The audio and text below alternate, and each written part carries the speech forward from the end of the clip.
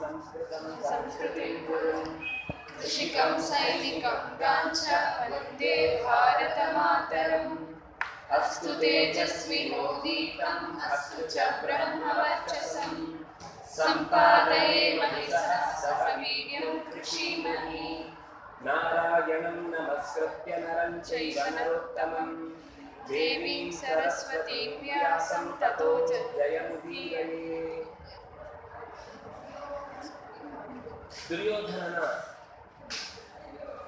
ಸೈನ್ಯ ಪಾಂಡವರ ವಿರುದ್ಧ ರಣಕಹಳೆ ಊದಿ ಯುದ್ಧಕ್ಕೆ 10 ದಿವಸ ಭೀಷ್ಮಾಚಾರ್ಯರನ್ನ ಒಪ್ಪಿಸಿ ಯುದ್ಧ ಮಾಡಿ ಆಯಿತು.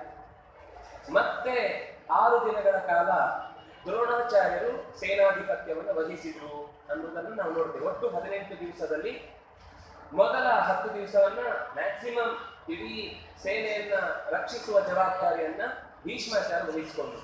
ಆದರೆ ಆ ಕಡೆಯಿಂದ ಯಾವ ನಾಯಕನು ಕೂಡ ನಾಶ ಆಗಿದ್ದನ್ನ ದುರ್ಯೋಧನಾದಿಗಳು ನೋಡ್ಲಿಲ್ಲ.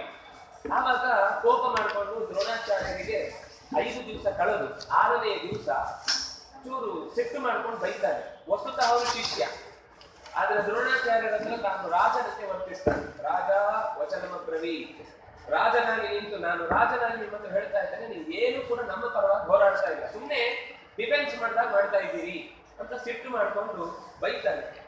ಒಟ್ಟು ಆ ಪರ್ವ ಅಂತ ಅನ್ನುವಂತಹದ್ದು ಅನೇಕ ಮಹಾ ನಾಯಕರ ಸಾವನ್ನ ಎದುರಿಸುತ್ತೆ. ದ್ರೋಣರ ಪರ್ವ ಅಂತ ಅನ್ನೋದು ಅದನ್ನು ಹೇಳ್ತಾರೆ. ದುರ್ಯೋಧನಸ್ಯ ಪ್ರೀತ್ಯರ್ಥಂ ಪ್ರತಿಜಜ್ಞೆ ಮಹಾಸ್ತ್ರವಿತ್ ಗ್ರಹಣಂ ಧರ್ಮರಾಜಸ್ಯ ಪಾಂಡುಪುತ್ರಸ್ಯ ಧೀಮತಃ. ದ್ರೋಣಾಚಾರ್ಯರು ಪ್ರತಿಜ್ಞೆ ಮಾಡ್ತಾರೆ, ದುರ್ಯೋಧನನಿಗೆ ಮೊದಲನೇ ದಿವಸದಿಂದಲೂ ತಲೆ ಇದ್ದದ್ದೇನು ಅಂತಂದ್ರೆ, ಯಾವಾಗ ಸೇನೆ ನೋಡಿ ಇವರ ಸೇನೆ ಅಂತ ಅನ್ನೋದು ಬಹಳ ಬಲಿಷ್ಠ ಅಂತ ಗೊತ್ತಾಯ್ತು, ಆವಾಗ ಅವ್ರು ಏನ್ ಯೋಚನೆ ಮಾಡ್ತಾರೆ ಅಂದ್ರೆ, ಹೇಗಾದ್ರೂ ಮಾಡಿ ಧರ್ಮರಾಜನನ್ನ ಸೆರೆ ಹಿಡಿಬೇಕು. ಸೆರೆ ಹಿಡಿದು ಧರ್ಮರಾಜ ಬೇಕಾ ರಾಜ್ಯ ಬೇಕಾ? ಪಾಂಡವರು ಖಂಡಿತ ರಾಜ್ಯ ಕೇಳುವುದಿಲ್ಲ, ಧರ್ಮರಾಜನನ್ನೇ ಕೇಳ್ತಾರೆ. ಅದಕ್ಕೋಸ್ಕರ ಅವನು ಏನ್ ಮಾಡ್ತಾನೆ ಅಂದ್ರೆ, ಗ್ರಹಣಂ ಧರ್ಮರಾಜಸ್ಯ ಪಾಂಡುಪುತ್ರಸ್ಯ ಧೀಮತಃ, ಹೇಗಾದ್ರೂ ಮಾಡಿ ದ್ರೋಣಾಚಾರ್ಯರನ್ನ ಒತ್ತಾಯ ಮಾಡಿ ಹೇಳ್ತಾನೆ ಧರ್ಮರಾಜನ ಹಿಡಿತಾನೆ ಅಂತ. ಅದಕ್ಕೋಸ್ಕರ ವ್ಯೂಹಗಳನ್ನೆಲ್ಲ ನಿರ್ಮಾಣ ಮಾಡ್ತಾರೆ. ಎಷ್ಟಾದ್ರೂ ಕೂಡ ಧರ್ಮರಾಜ ಸಿಕ್ಕದ ಹಾಗೆ ಕೃಷ್ಣ ಮೊದಲೇ ಎಲ್ಲ ವ್ಯವಸ್ಥೆ ಮಾಡಿಟ್ಟಿರ್ತಾನೆ. ಯಾರು ಧರ್ಮರಾಜ ಯುದ್ಧಕ್ಕೆ ಹೋಗ್ಲಿಲ್ಲ ಅಂದ್ರು ಆ ಶಿಬಿರದ ಹತ್ತಿರ, ಸೇನೆಯ ಡೇರೆಯ ಹತ್ತಿರ ಯಾವಾಗ್ಲೂ ಒಂದೋ ಸಾತ್ವಿಕಿ, ಒಂದೋ ಧೃಷ್ಟದ್ಯುಮ್ನ, ಒಂದೋ ಭೀಮ, ಒಂದೋ ಅರ್ಜುನ, ಇಷ್ಟು ಜನರಲ್ಲಿ ಯಾರಾದ್ರೂ ಒಬ್ಬರಲ್ಲಿ ಇರ್ಲೇಬೇಕು. ಹೀಗೆ ಅವ್ರು ಇದ್ದದ್ರಿಂದ ಏನೇ ಹಿಂಬಾಗಿಲಿನ ಕೆಲಸ ಮಾಡಿದ್ರು ಕೂಡ ಅದು ಸಫಲ ಆಗ್ಲಿಲ್ಲ, ಕೊನೆಯ ದಿವಸ ತನಕೂ ಆಗ್ಲಿಲ್ಲ. ಅದು ನಮ್ಗೆ ಗೊತ್ತಾಗುತ್ತೆ. ಹೀಗೆ ಅವನ ಪ್ರಯತ್ನ ಸೋತು ಹೋಯಿತು. ಆದ್ರೆ ದ್ರೋಣಾಚಾರ್ಯರು ಪ್ರತಿಜ್ಞೆ ಮಾಡ್ತಾರೆ ಧರ್ಮರಾಜನಿಗೋಸ್ಕರ. ವಸ್ತುತಃ ಎಂಥ ಮನುಷ್ಯ ಧರ್ಮರಾಜ, ಯಾರು ದ್ರೋಣಾಚಾರ್ಯರು ಶಿಲೋಂಚ ವೃತ್ತಿ ಅಂತ. ಅವ್ರು ಯಾವತ್ತೂ ಕೂಡ ಯಾರತ್ತೂ ಕೈ ಚಾಚಿದವರಲ್ಲ. ಅವ್ರು ಇಡೀ ಜೀವನದಲ್ಲಿ ಅವ್ರು ಬದುಕ್ತಾ ಇದ್ದದ ಕ್ರಮ ಹೇಗೆ ಅಂದ್ರೆ, ಗದ್ದೆಯಲ್ಲಿ ಕಟಾವು ಮಾಡಿದ ಮೇಲೆ 1 ದಿವಸ ಆದ ಮೇಲೆ ಹಕ್ಕಿಗಳೆಲ್ಲ ಅಲ್ಲಿನ ಧಾನ್ಯವನ್ನ ಹೆಕ್ಕಿ ತಿಂದು ಹೋದ ಮೇಲೆ ಉಳಿದ ಕಾಳುಗಳನ್ನ ಹೆಕ್ಕಿ ತಂದು ಅದನ್ನ ಕುಟ್ಟಿ ಅದರಲ್ಲಿ ಸಿಕ್ಕಿದ ಹಿಟ್ಟನ್ನ ಆಹಾರವಾಗಿ ಬಳಸ್ತಾ ಇದ್ದೇವೆ. ಮರದ ಹತ್ತಿರವೂ ಕೂಡ ಕಲ್ಲು ಹೊಡೆದು ತಗೊಳ್ತಾ ಇರಲಿಲ್ಲ, ಬಿದ್ರೆ ಮಾತ್ರ ಅದನ್ನು ಸ್ವೀಕರಿಸುದು. ಇಷ್ಟು ನಿಷ್ಠೆಯಿಂದ ಬದುಕಿದವರು ಒಂದು ಮಗನಿಗೆ ಹಾಲು ತರ್ಲಿಕ್ಕೆ ಆಗ್ಲಿಲ್ಲ ಅನ್ನುವ ಮಗನ ಹಠಕ್ಕೆ ಬಿದ್ದು ಕೊನೆಗೆ ಎಲ್ಲೆಲ್ಲೆಲ್ಲೆಲ್ಲೋ ಹೋಯ್ತು ಆ ಪ್ರಸಂಗ. ದ್ರುಪದನ ಹತ್ರ ಹೋದ್ರು, ಅಲ್ಲಿ ಅಪಮಾನ ಆಯ್ತು, ಸಿಟ್ಟು ಬಂತು. ಗುರುಗಳ ಹತ್ರ ಹೋದ್ರು, ವಿದ್ಯೆ ಸಿಕ್ಕಿತು, ಆದ್ರೆ ಹಸು ಸಿಗ್ಲಿಲ್ಲ. ಕೊನೆಗೆ ಹಸ್ತಿನಾವತಿಗೆ ಬಂದ್ರು, ಅಲ್ಲಿ ಗುರುಗಳಾಗಿ ತಾವು ಕಾರ್ಯವನ್ನು ನಿರ್ವಹಿಸಬೇಕು ಅಂತ ಭೀಷ್ಮಾಚಾರ್ಯರು ತುಂಬಾ ಒತ್ತಾಯ ಮಾಡಿದ ಮೇಲೆ ಬಂದ್ರು. ಬಂದ ಮೇಲೆ ಭೀಷ್ಮಾಚಾರ್ಯರ ಮುಖ್ಯ ಉದ್ದೇಶ ಏನಿತ್ತು ಅಂದ್ರೆ, ಇವರಿಂದ ಪರಶುರಾಮನಿಂದ ಕಲಿತ ಅಷ್ಟೂ ವಿದ್ಯೆ ನನ್ನ ಮೊಮ್ಮಕ್ಕಳಿಗೆ ಸಿಗಲಿ ಅಂತ. ಆದ್ರೆ ಆ ಕಲಿತದ್ದೇ ಬಹುಶಃ ಮಹಾಯುದ್ಧಕ್ಕೆ ಕಾರಣ ಆಯಿತು ಅಂತ ಅನ್ಸುತ್ತೆ. ಹಾಗೆ ಕಲಿಯುವಾಗ ಅವ್ರ ತಲೆಯಲ್ಲಿ ಯಾವತ್ತೂ ಮುಂದೊಂದು ದಿವಸ ಯುದ್ಧ ಅಂತ ತಲೆಯಲ್ಲಿ ಇರಲಿಲ್ಲ. ಆದ್ರೆ ದ್ರೋಣಾಚಾರ್ಯರಿಗೆ ಒಂದು ಮನಸ್ಸಲ್ಲಿ ಇತ್ತು, ಇದು ಏನಾಗುತ್ತೋ ಗೊತ್ತಿಲ್ಲ ಅಂತ. ಯಾಕೆಂದ್ರೆ ಅಧಿಕಾರ ಒಳ್ಳೆಯವನ ಕೈಯಲ್ಲಿ ಇದ್ದು ಅವನಿಗೆ ಶಸ್ತ್ರಾಸ್ತ್ರಗಳ ಪರಿಚಯ ಆಯ್ತು ಅಂತಂದ್ರೆ, ಈಗ ಈಗ ಜಗತ್ತಿನಲ್ಲಿ ನಾವು ನೋಡ್ತಾ ಇದ್ದೇವೆ, ಅಣ್ವಸ್ತ್ರ ಅಂತ ಅನ್ನೋದು ವಸ್ತುತಃ ಅಗತ್ಯ ಇಲ್ಲ. ಆದ್ರೆ ಏನು ಅಂದ್ರೆ ಸೇಫ್ಟಿ ಪರ್ಪಸ್ ಅಂತ ಯೋಚನೆ ಮಾಡಿ ಎಲ್ಲಾ ರಾಷ್ಟ್ರಗಳು ಸಂಗ್ರಹ ಮಾಡ್ತಾ ಇದೆ. ಅದಕ್ಕೆ ಜಿದ್ದು ಬಿದ್ದು ಏನ್ ಮಾಡ್ತಾರೆ ಅಂದ್ರೆ, ಯಾವ ದೇಶದಿಂದ ನಾವು ಅಪಾಯವನ್ನ ಏನು ಇಲ್ಲ ಅಂತ ನಿರೀಕ್ಷಿಸ ಸಾಧ್ಯ ಇಲ್ಲ, ಆ ಪರಿಸ್ಥಿತಿಗೆ ಬಂದ್ಬಿಟ್ಟಿದೆ. ಯಾವ ರಾಷ್ಟ್ರ ಬೇಕಾದ್ರೂ, ಯಾರ ಮೇಲೆ ಬೇಕಾದ್ರೂ, ಯಾವತ್ ಬೇಕಾದ್ರೂ ದಾಳಿ ಮಾಡಬಹುದು ಅನ್ನೋ ಸ್ಥಿತಿಗೆ ಬಂದು ನಿಂತಿದೆ. ಕೊನೆಗೆ ಏನಾಗುತ್ತೆ, ರಾಮಾಯಣದ ಒಂದು ಕತೆ ಬರುತ್ತೆ. ನನ್ನ ಪ್ರಸಂಗ ಬಂತು ಈ ಕಥೆಯನ್ನು ಹೇಳ್ತಾ ಇದ್ದೇನೆ. ಸೀತೆ ಹೇಳುವ ಕಥೆ ಇದು.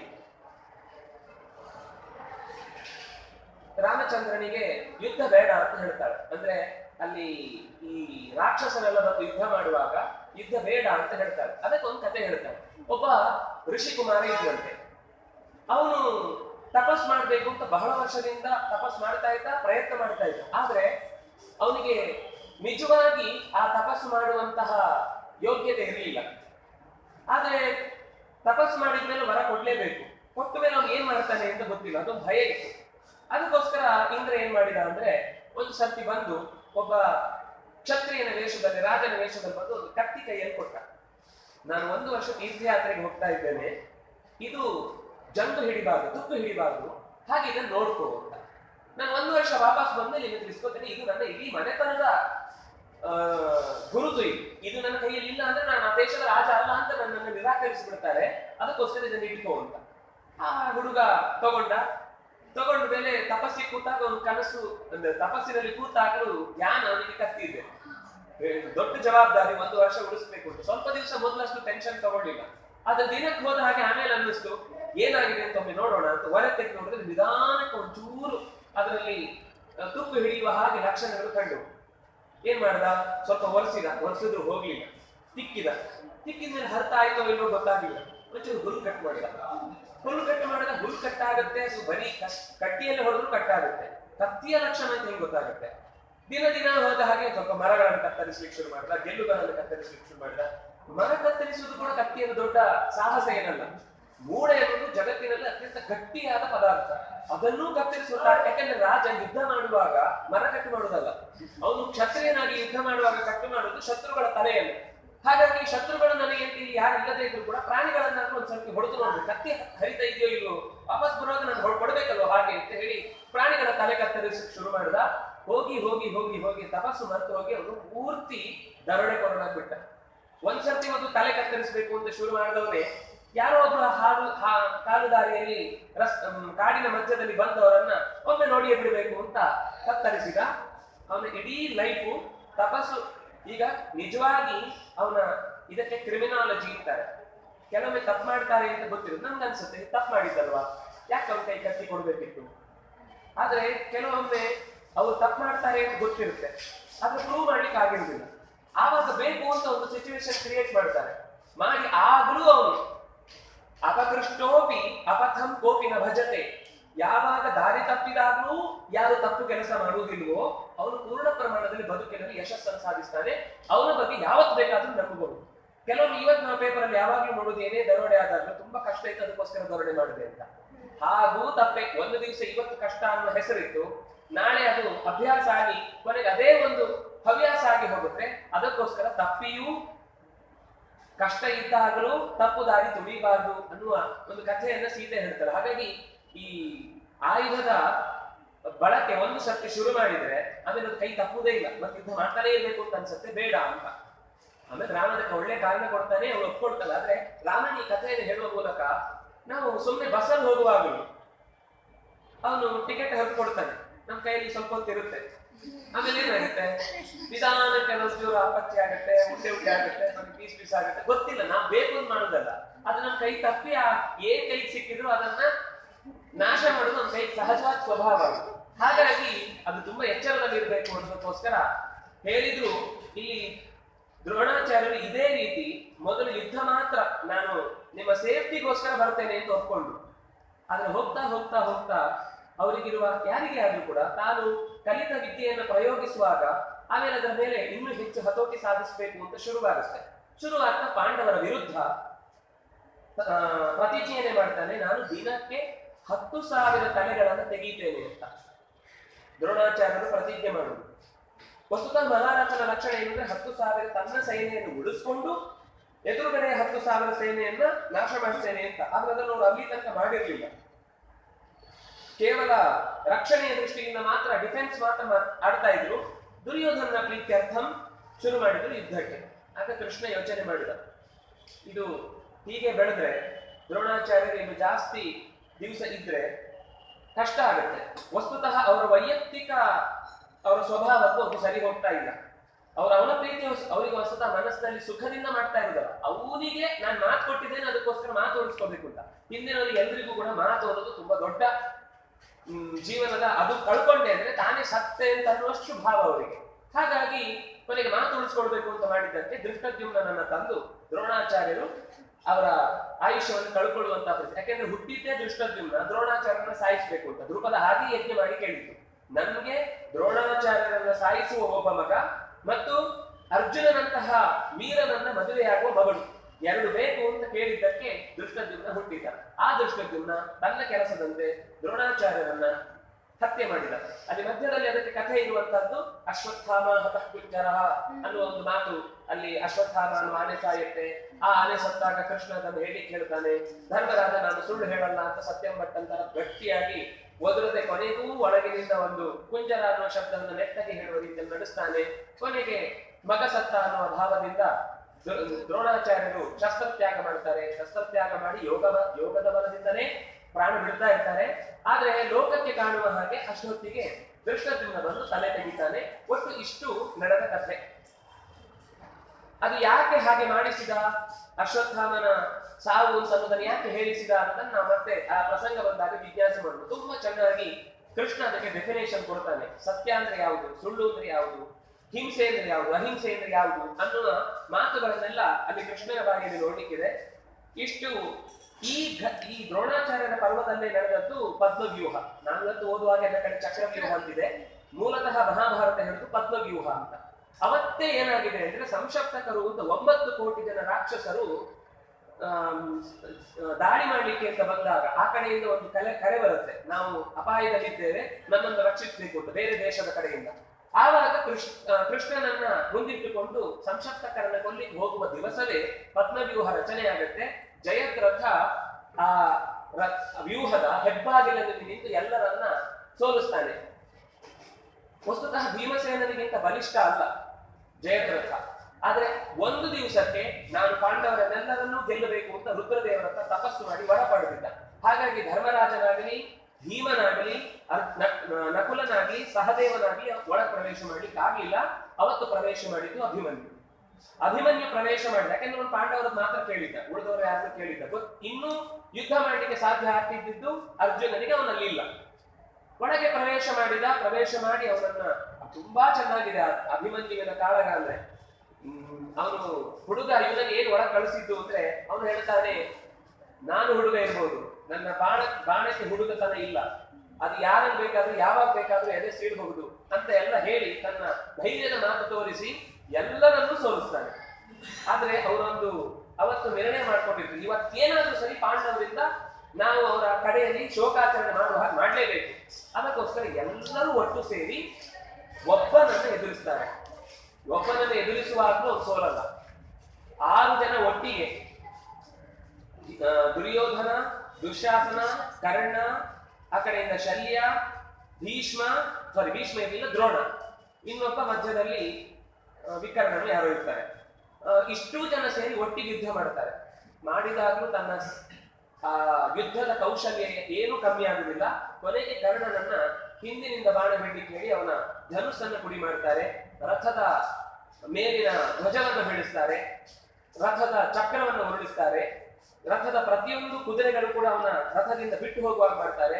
ಏಕಾಕಿ ಆಗ್ತಾನೆ. ಏಕಾಕಿ ಆಗುವಾಗಲೂ ರಥದ ಚಕ್ರವನ್ನೇ ಹಿಡಿದು ಎಲ್ಲರ ಜೊತೆಗೂ ಹೋರಾಡ್ತಾನೆ. ಇಷ್ಟು ಹೋರಾಡಿದ ಮೇಲೂ ದ್ರೋಣಾಚಾರ್ಯರು, ಕೃಪಾಚಾರ್ಯರು, ಕರ್ಣ ಎಲ್ಲರೂ ಸೇರಿ ಒಟ್ಟಿಗೆ ಅವರ ಮೇಲೆ ದಾಳಿ ಮಾಡಿದಾಗ ತಪ್ಪಿಸಿಕೊಳ್ಳಿಕ್ಕಾಗದೆ ಏಟು ತಿಂದು ಕೆಳಗೆ ಬೀಳ್ತಾನೆ. ಆಗಲೂ ಅವನು ಸೋಲಿಲ್ಲ, ನೆಲದಲ್ಲೇ ನಿಂತು ಯುದ್ಧ ಮಾಡ್ತಾನೆ. ದುರ್ಯೋಧನನ ಮಗ ಲಕ್ಷಣ ಅಂತ ಒಬ್ಬ, ಅವನು ಬಂದು ಗದಾ ಯುದ್ಧ ಶುರು ಮಾಡ್ತಾನೆ. ಈ ಕಡೆಯಿಂದ ದಾಳಿ ಆಗ್ತಾ ಇರ್ಬೇಕಾದ್ರೆ ಯುದ್ಧ ಅಂದ್ರೆ ಒಂದ್ ಕಡೆ ನಿಂತಿರುವುದಿಲ್ಲ, ಅದು ಹೋಗ್ತಾ ಹೋಗ್ತಾ ಹೋಗ್ತಾ ಮೂವಿಂಗ್. ಆ ಮೂವ್ ಮಾಡುವ ಮಧ್ಯದಲ್ಲಿ ಲಕ್ಷಣ ಎದುರುಗಡೆ ಸಿಕ್ಕಾಗ ಲಕ್ಷಣ ಮತ್ತು ಅಭಿಮನ್ಯು ಇಬ್ರು ಗದೆಯಿಂದ ಹೊಡ್ಕೊಳ್ತಾರೆ. ಇಬ್ರು ಹೊಡ್ಕೊಳ್ಳುವಾಗ ಅವನು ಇವನ ಕಿವಿ ಹತ್ರ ಹೊಡಿತಾನೆ, ಇವನು ಅವನ ಕಿವಿ ಹತ್ರ ಹೊಡಿತಾನೆ. ಒಬ್ಬರಿಗೆ ಇಬ್ರು ಏಟು ಕೊಟ್ಕೊಂಡು ಪ್ರಾಣ ಬಿಡ್ತಾನೆ, ಅಭಿಮನ್ಯು ಪ್ರಾಣ ಬಿಡ್ತಾನೆ. ಆಗ್ಲೇ ಅವನ ಅರ್ಥ ಸತ್ತಾಗಿರುತ್ತೆ. ದೇಹದ ಎಲ್ಲಾ ಕಡೆ ಏಟುಗಳನ್ನ ತಿಂದು ರಕ್ತಸ್ರಾವ ಆಗ್ತದೆ, ಆದ್ರೂ ಅವನು ಸೋಲೊಪ್ಪಿಕೊಳ್ಳದೆ ಕೊನೆಯ ತನಕ ಹೋರಾಡ್ತಾನೆ.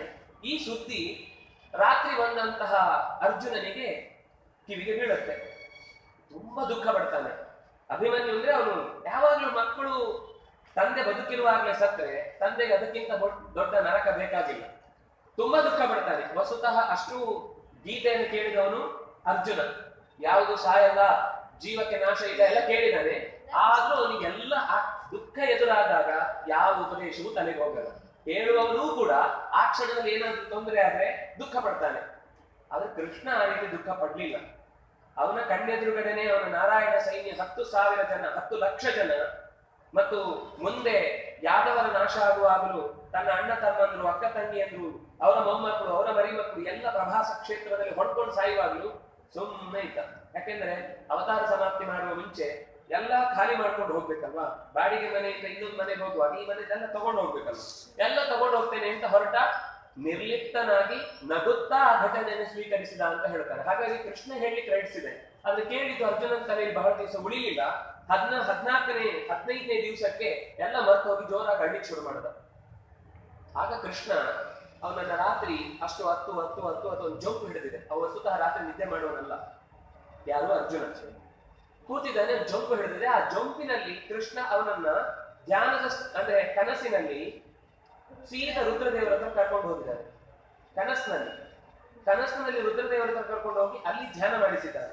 ಆ ಧ್ಯಾನದಲ್ಲಿ ರುದ್ರದೇವರು ಅವನಿಗೆ ಒಲಿದು ಅವನಿಗೆ ಉಪದೇಶ ಕೊಟ್ಟು, ನಿನ್ನ ಮಗ ಸತ್ತಿದ್ದಾನೆ ಅಂತಂದ್ರೆ ತುಂಬಾ ಅಗತ್ಯದ ಕಾರಣ ಇತ್ತು, ಅನಿವಾರ್ಯ ಇತ್ತದು. ಯಾಕೆಂದ್ರೆ ಅವನು ಭೂಮಿಗೆ ಕಳಿಸುವಾಗಲೇ ದೇವತೆಗಳು ಕೇಳ್ಕೊಂಡಿರ್ತಾರೆ, ಅವನು ಬಹಳ ದಿವಸ ನಾವು ಭೂಮಿಯಲ್ಲಿ ಕಳಿಸ್ಲಿಕ್ಕಾಗಲ್ಲ, ನಮ್ಗೆ ಇಲ್ಲಿ ಅವ್ರು ವಾಪಸ್ ಬೇಕು ಅಂತ. ಅವನು ಚಂದ್ರನ ಅಂಶದಿಂದ ಬಂದವ.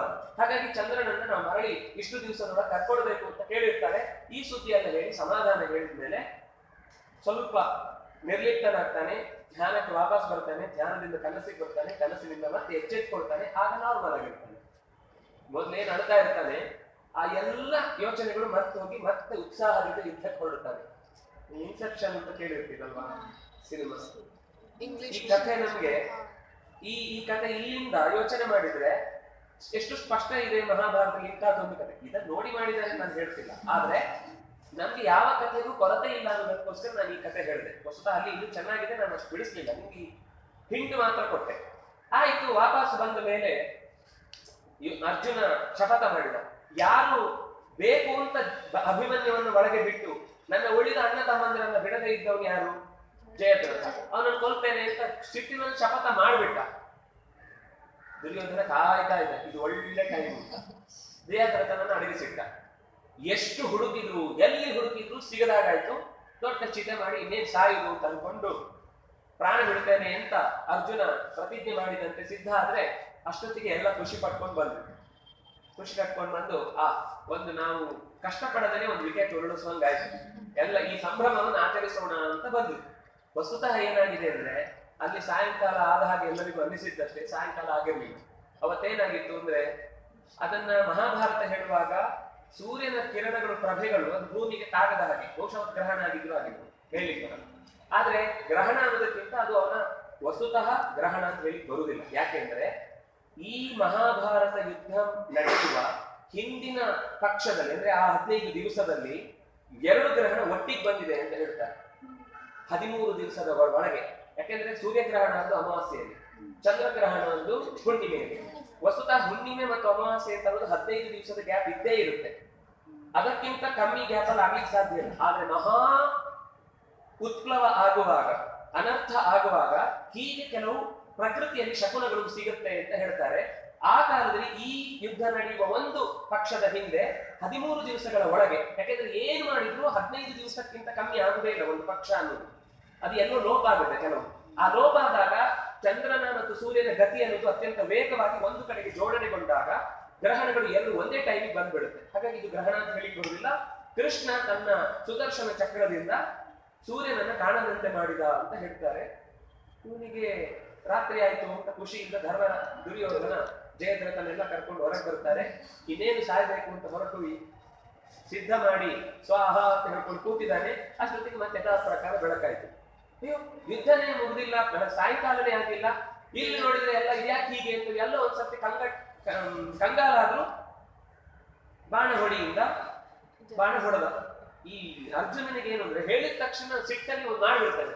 ಅವ್ಯವಸ್ಥೆ ಏನಾಗಿದೆ ಗೊತ್ತಾ, ಜಯದ್ರಥನ ತಂದೆ ಅವರ ಅಪ್ಪ ಒಂದು ಹೆಸರೇನಿದೆ ಮರ್ತೇನೆ, ಒಂದೊಂದು ವರ ಕೇಳುತ್ತಾನೆ ರುದ್ರದೇವರು, ನನ್ನ ಮಗನ ತಲೆಯನ್ನು ಯಾರು ನೆಲಕ್ಕೆ ಬೀಳಿಸ್ತಾನೋ ಅವನ ತಲೆ 1000 ಹೋಳಾಗಿ ಅಂತ. ಹೊಡೆದ ಮೇಲೆ ಹೇಳ್ತಿದ್ದಾನೆ ಕೃಷ್ಣ, ಏನು ವ್ಯವಸ್ಥೆ ಮಾಡಿದ್ವಿ, ಅವನ ತಲೆ ಭೂಮಿ ಬಿಟ್ಟಿದ್ರೆ ನಿನ್ ತಲೆ 1000 ಹೋಳ. ಅಯ್ಯೋ ಹೌದಾ, ಮತ್ತೆ ಏನ್ ಮಾಡ್ಬೇಕು? ಹಾಗಾದ್ರೆ ಅದನ್ನ ಮೇಲೆ ಹೊಡಿತಾ ಇರು, ಅದ್ ಕೆಳಗೆ ಬೀಳಬಾರ್ದು. ಅದು ಮತ್ತೆ ಮತ್ತೆ ಮತ್ತೆ ಮತ್ತೆ ಹೊಡೆದು ಇಂತಹ ದಿಕ್ಕಲ್ಲಿ ಇಂತಹ ಮರದ ಕೆಳಗೆ ಇಂತಹ ಒಬ್ಬ ವ್ಯಕ್ತಿ ತಪಸ್ಸು ಮಾಡ್ತಾ ಅಂಗಲಾಚ್ತಾ ಕೈ ಹಿಡ್ಕೊಂಡು ಕೂತಿದ್ದಾನೆ. ಆ ಕೈ ತಗೊಂಡು ಹಾಕುವುದಿಲ್ಲ, ಇಷ್ಟು ದೂರದ ಲೆಕ್ಕ ಮಾಡಿ ಕೊಂಡು ಹೋಗಿ ಅವನ ಕೈಗೆ ಬಿತ್ತು. ಅವನೇನೋ ಧ್ಯಾನ ಮಾಡ್ತಾ ಇದ್ದ ಕೈಯಲ್ಲಿ ಏನೋ ಬಿತ್ತು ಅಂತ ಕೈಗೆ ಬಿದ್ದ ವಸ್ತುವನ್ನ ಕೆಳಗೆ ಚೆಲ್ಲಿದ, ಅವನ ತಲೆ 1000 ಹೋಳ ಆಯ್ತು. ಅದು ಅವನ ಅಪ್ಪನೇ.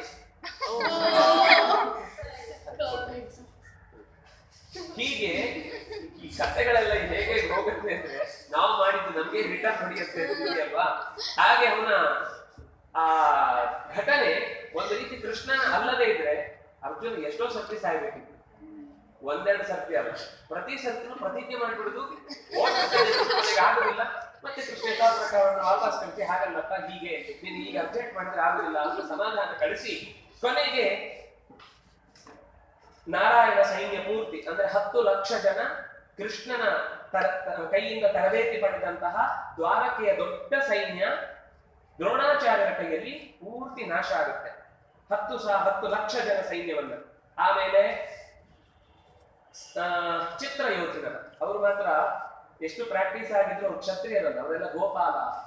ನಾರಾಯಣ ಸೈನ್ಯ ಅದು ಗೋಪಾಲಕರ ಸೈನ್ಯ. ಗೋಪಾಲಕರ ಸೈನ್ಯ ಅಂದ್ರೆ ಅವರಿಗೆ ಹಲ, ಈ ಉಳುವ ನೇಗಿಲು, ನೊಗ ಇದನ್ನೇ ಹಿಡ್ಕೊಂಡು ಯುದ್ಧಕ್ಕೆ ಬರ್ತಾ ಇದ್ದಿದ್ರು. ಅವ್ರಿಗೆ ಕತ್ತೆಯನ್ನ ಹಿಡಿಲಿಕ್ಕೆ ಬರ್ತಿರ್ಲಿಲ್ಲ.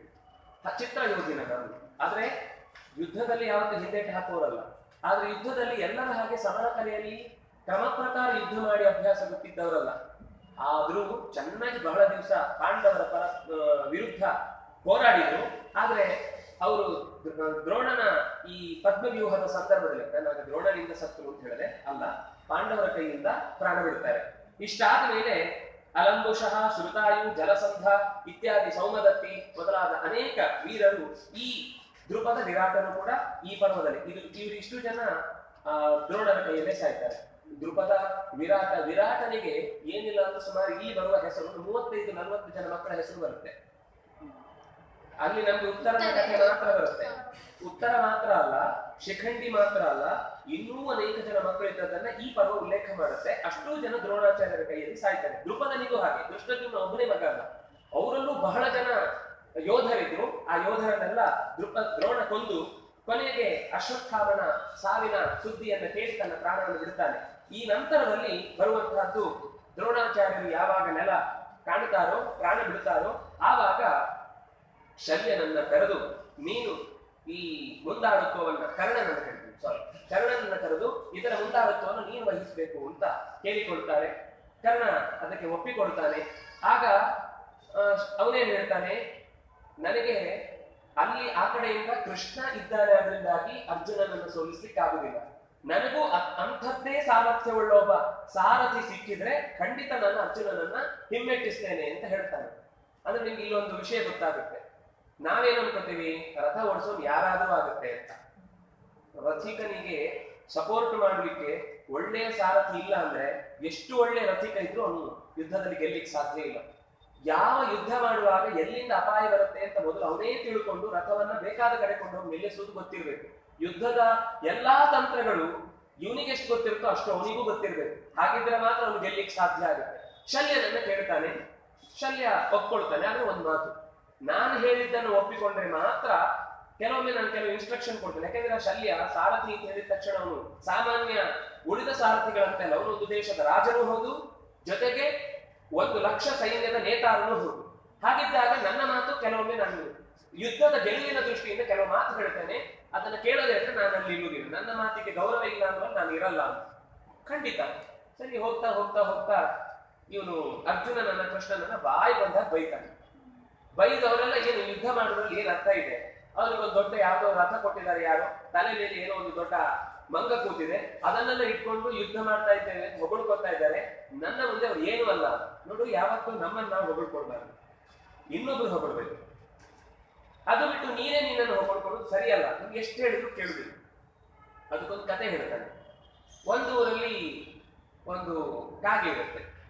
ಆ ಕಾಗೆ ವರ್ತಕನ ಮನೆಯಲ್ಲಿ ಚೆನ್ನಾಗಿ ತಿನ್ಕೊಂಡು ಉಳ್ಕೊಂಡಿರುತ್ತೆ. ಆ ವರ್ತಕ ಏನಂದ್ರೆ ಯಾವಾಗಲೂ ಬೇರೆ ಊರುಗಳಿಗೆ ವ್ಯಾಪಾರಕ್ಕೆ ಹೋಗ್ತಾ ಇರ್ತಾನೆ. ಆವಾಗಲೇ ದ್ವೀಪದ ಮಧ್ಯದಲ್ಲಿ ಒಂದು ಮನೆ ಕಟ್ಟಿದ್ದ. ಅಂದ್ರೆ ಇಲ್ಲಿಂದ ತಂದ ಸಾಮಾನುಗಳನ್ನ ಬೇರೆ ದೇಶಕ್ಕೆ ಕಳುಹಿಸ್ಲಿಕ್ಕೋಸ್ಕರ ಬೆಳೆದ ಅಪೂರ್ವ ಪದಾರ್ಥಗಳನ್ನೆಲ್ಲ ಅಲ್ಲಿ ಸಂಗ್ರಹ ಮಾಡಿ ಇಟ್ಟಿರ್ತಿದ್ದ. ಒಂದ್ಸರ್ತಿ ಏನಾಯ್ತು, ದೋಣಿಯಲ್ಲಿ ಹೋಗುವಾಗ ಆ ಕಾಗೆನ ಅವ್ರ ಜೊತೆಗೆ ಬಂದು ಆ ದ್ವೀಪದಲ್ಲಿ ಉಳ್ಕೊಂಡ್ಬಿಡ್ತು. ಯಾಕಂದ್ರೆ ಇವ್ರು ಎಲ್ಲಿ ಬಂದಾಗ್ಲೂ ಅದು ಅವ್ರ ಜೊತೆಗೆ ಹೋಗೋದು ಅಭ್ಯಾಸ ಆಗ್ಬಿಟ್ಟಿತ್ತು. ದ್ವೀಪದಲ್ಲಿ ಉಳ್ಕೊಂಡಿದ್ದು ಎಲ್ಲಿ ಬಂದಿದ್ದೇನೆ ಅಂತ ಇನ್ನೂ ಐಡಿಯಾ ಇಲ್ಲ. ಅದು ಯಾಕೆಂದ್ರೆ ಹಡಗು ಅಂದ್ರೆ ಅದು ಬರೀ ಸಣ್ಣ ಹಡಗಲ್ಲ, ಅದರೊಳಗೆ ಎಲ್ಲವೂ ಇರುತ್ತೆ. ಅವ್ರು ತಿಂಗಳಾನ್ಗಟ್ಲೆ ಅದರಲ್ಲಿ ಪ್ರಯಾಣ ಮಾಡ್ಲಿಕ್ಕೆ ಇರುತ್ತೆ. ಅವರಿಗೆ ಬೇಕಾದ ಎಲ್ಲಾ ವ್ಯವಸ್ಥೆಗಳು ಆ ಹಡಗಿನೊಳಗೆ ಇರುತ್ತೆ. ಅಂತ ಹಡಗಿನಲ್ಲಿ ಪ್ರಯಾಣ ಮಾಡಿ ಅಲ್ಲಿ ಹೋದ್ಮೇಲೆ ಅದು ನೋಡಿ ಆ ಸೌಂದರ್ಯ, ಅಲ್ಲಿ ಎಲ್ಲ ಚಿಕ್ಕ ಚಿಕ್ಕ ಚಿಕ್ಕ ಚಿಕ್ಕ ಬೇರೆ ತರದ ಪಕ್ಷಿಗಳಿತ್ತು. ಇದು ಚೆನ್ನಾಗಿ ತಿಂದು ಕೊಬ್ಬಿ ತಲೆ ದೊಡ್ಡದಾದ ಕಾಗೆ ಅದು ಉಳಿದವರನ್ನೆಲ್ಲ ಹಂಗಿಸ್ಲಿಕ್ಕೆ ಶುರು ಮಾಡ್ತಾ ಇತ್ತು. ನೀವೆಲ್ಲ ಏನು ಆ ಗಿಳಿ, ಗುಬ್ಬಚ್ಚಿ, ಸಣ್ಣ ಸಣ್ಣ ಪುಟಾಣಿ ಗುಬ್ಬಿಗಳನ್ನೆಲ್ಲ ಸೀದಾ ಸಾದಾ ಚೆನ್ನಾಗಿ ಹೀಗಳಿತಾನೆ ಇತ್ತು. ಈ ಹುಡುಗರು ಸುಮ್ಮನೆ ಇರ್ಬೇಕಾ ಬೇಡವಾ? ಇದನ್ನು ಇನ್ನೂ ಅಟ್ಟ ಹಾಕಿಸ್ಬಿಟ್ಟಿದ್ರು. ಏನು ನಮ್ಮ ಹತ್ರ ಈ ಒಂದು ಕಾಗೆ ಉಂಟಲ್ಲ, ಅದು ಹಂಸಕ್ಕಿಂತ ಚೆನ್ನಾಗಿದೆ. ಅದ್ರ ಕಾಗೆಯ ಸ್ವರ ಕೇಳ್ತಾ ಇದ್ರೆ ಆನಂದ ಆಗ್ತಾ ಇರುತ್ತೆ. ಏನನ್ನು ಹಂಗಿಸ್ತಾ ಇರ್ತಾರೆ ಅದಕ್ಕೆ ಅರ್ಥ ಆಗ್ಲಿಲ್ಲ. ಅದೇನು ಅನ್ಕೊಂಡ್ಬಿಡ್ತು, ನಾನು ನಿಜವಾಗ್ಲೂ ಹಂಸ ಅಂತ ಅನ್ಕೊಂಡು ಇನ್ನೂ ಬೀಗಿ ಬೀಗಿ ಬೀಗಿ ದಪ್ಪ ಆಗಿ ಒಳಗಿಂದ ಏನು ಟೊಳ್ಳಾದ್ರೂ ಒಂದ್ ದಿವಸ ಬರ್ಸ್ಟ್ ಆಗ್ಲಿ ಕಾಯುವ ಹಾಗೆ ಒಂದು ಘಟನೆ ಬಂತು. ಏನಾಯ್ತು, ಮೇಲಿಂದ ನಿಜವಾಗ್ಲೂ ಹಂಸಗಳು ಹೋಗ್ತಾ ಇತ್ತು. ಹೋಗ್ತಾ ಇರ್ಬೇಕಾದ್ರೆ ಇದು ಮೇಲ್ ನೋಡ್ತು. ನೋಡಿದಾಗ ಹಂಸಗಳಿಗೆ ಬಹಳ ದೂರಕ್ಕೆ ಬಹಳ ಎತ್ತರದ ಜಾಗದಲ್ಲಿ ಹಾರುವ, ಅವುಗಳು ಮಾನಸ ಸರೋವರ ತನಕ ಹೋಗುತ್ತೆ ಅಂತ ಒಂದು ಪ್ರಥೆ ಇದೆ, ಹಾಗೆ ಅಂತ ಹೇಳ್ತಾರೆ. ಅಂದ್ರೆ ಬಹಳ ದೀರ್ಘಕಾಲ ಹಾರುವುದಂತೂ ಸತ್ಯ. ಹಾಗೆ ದೀರ್ಘಕಾಲ ಹಾರುವ ಹಂಸಗಳನ್ನು ನೋಡಿ ಇದಕ್ಕೆ ನನ್ನನ್ನ ಹಂಸ ಅಂತ ಹೇಳಿದ್ರೆ ನಾನು ಅದ್ರ ಜೊತೆಗೆ ಸೇರ್ಬೋದು, ಸೀದಾ ಮೇಲೆ ಹಾಕೊಂಡು ಹೋಯ್ತು. ಅದು ನೋಡಿದ್ರೆ ಬೆಳ್ಳಗಿದೆ, ಇದು ನೋಡಿದ್ರೆ ಕಪ್ಪಗಿದೆ. ಆದ್ರೆ ಆ ಹಂಸಗಳು ಒಂದು ಚೂರು ಇದು ಬಂತು ಯಾವ್ದು ಎಕ್ಸ್ಟ್ರಾ ನಮ್ಮ ಜೊತೆಗೆ ಗುಂಪಲ್ಲಿ ಸೇರದ ಪದ ಅಂತ ತೆಗೆದು ಹಾಕ್ಲಿಲ್ಲ. ಸುಮ್ಮನೆ ಅದ್ರ ಪಾಡಿಗೆ ಅದು ಹೋಗ್ತಾ ಇತ್ತು. ಆದ್ರೆ ದಾರಿಯಲ್ಲಿ ಹೋಗ್ತಾ ಇದ್ದು ಮಾತಾಡದೆ ನೋಡಿ ಕೋಪ ಬಂತದಕ್ಕೆ.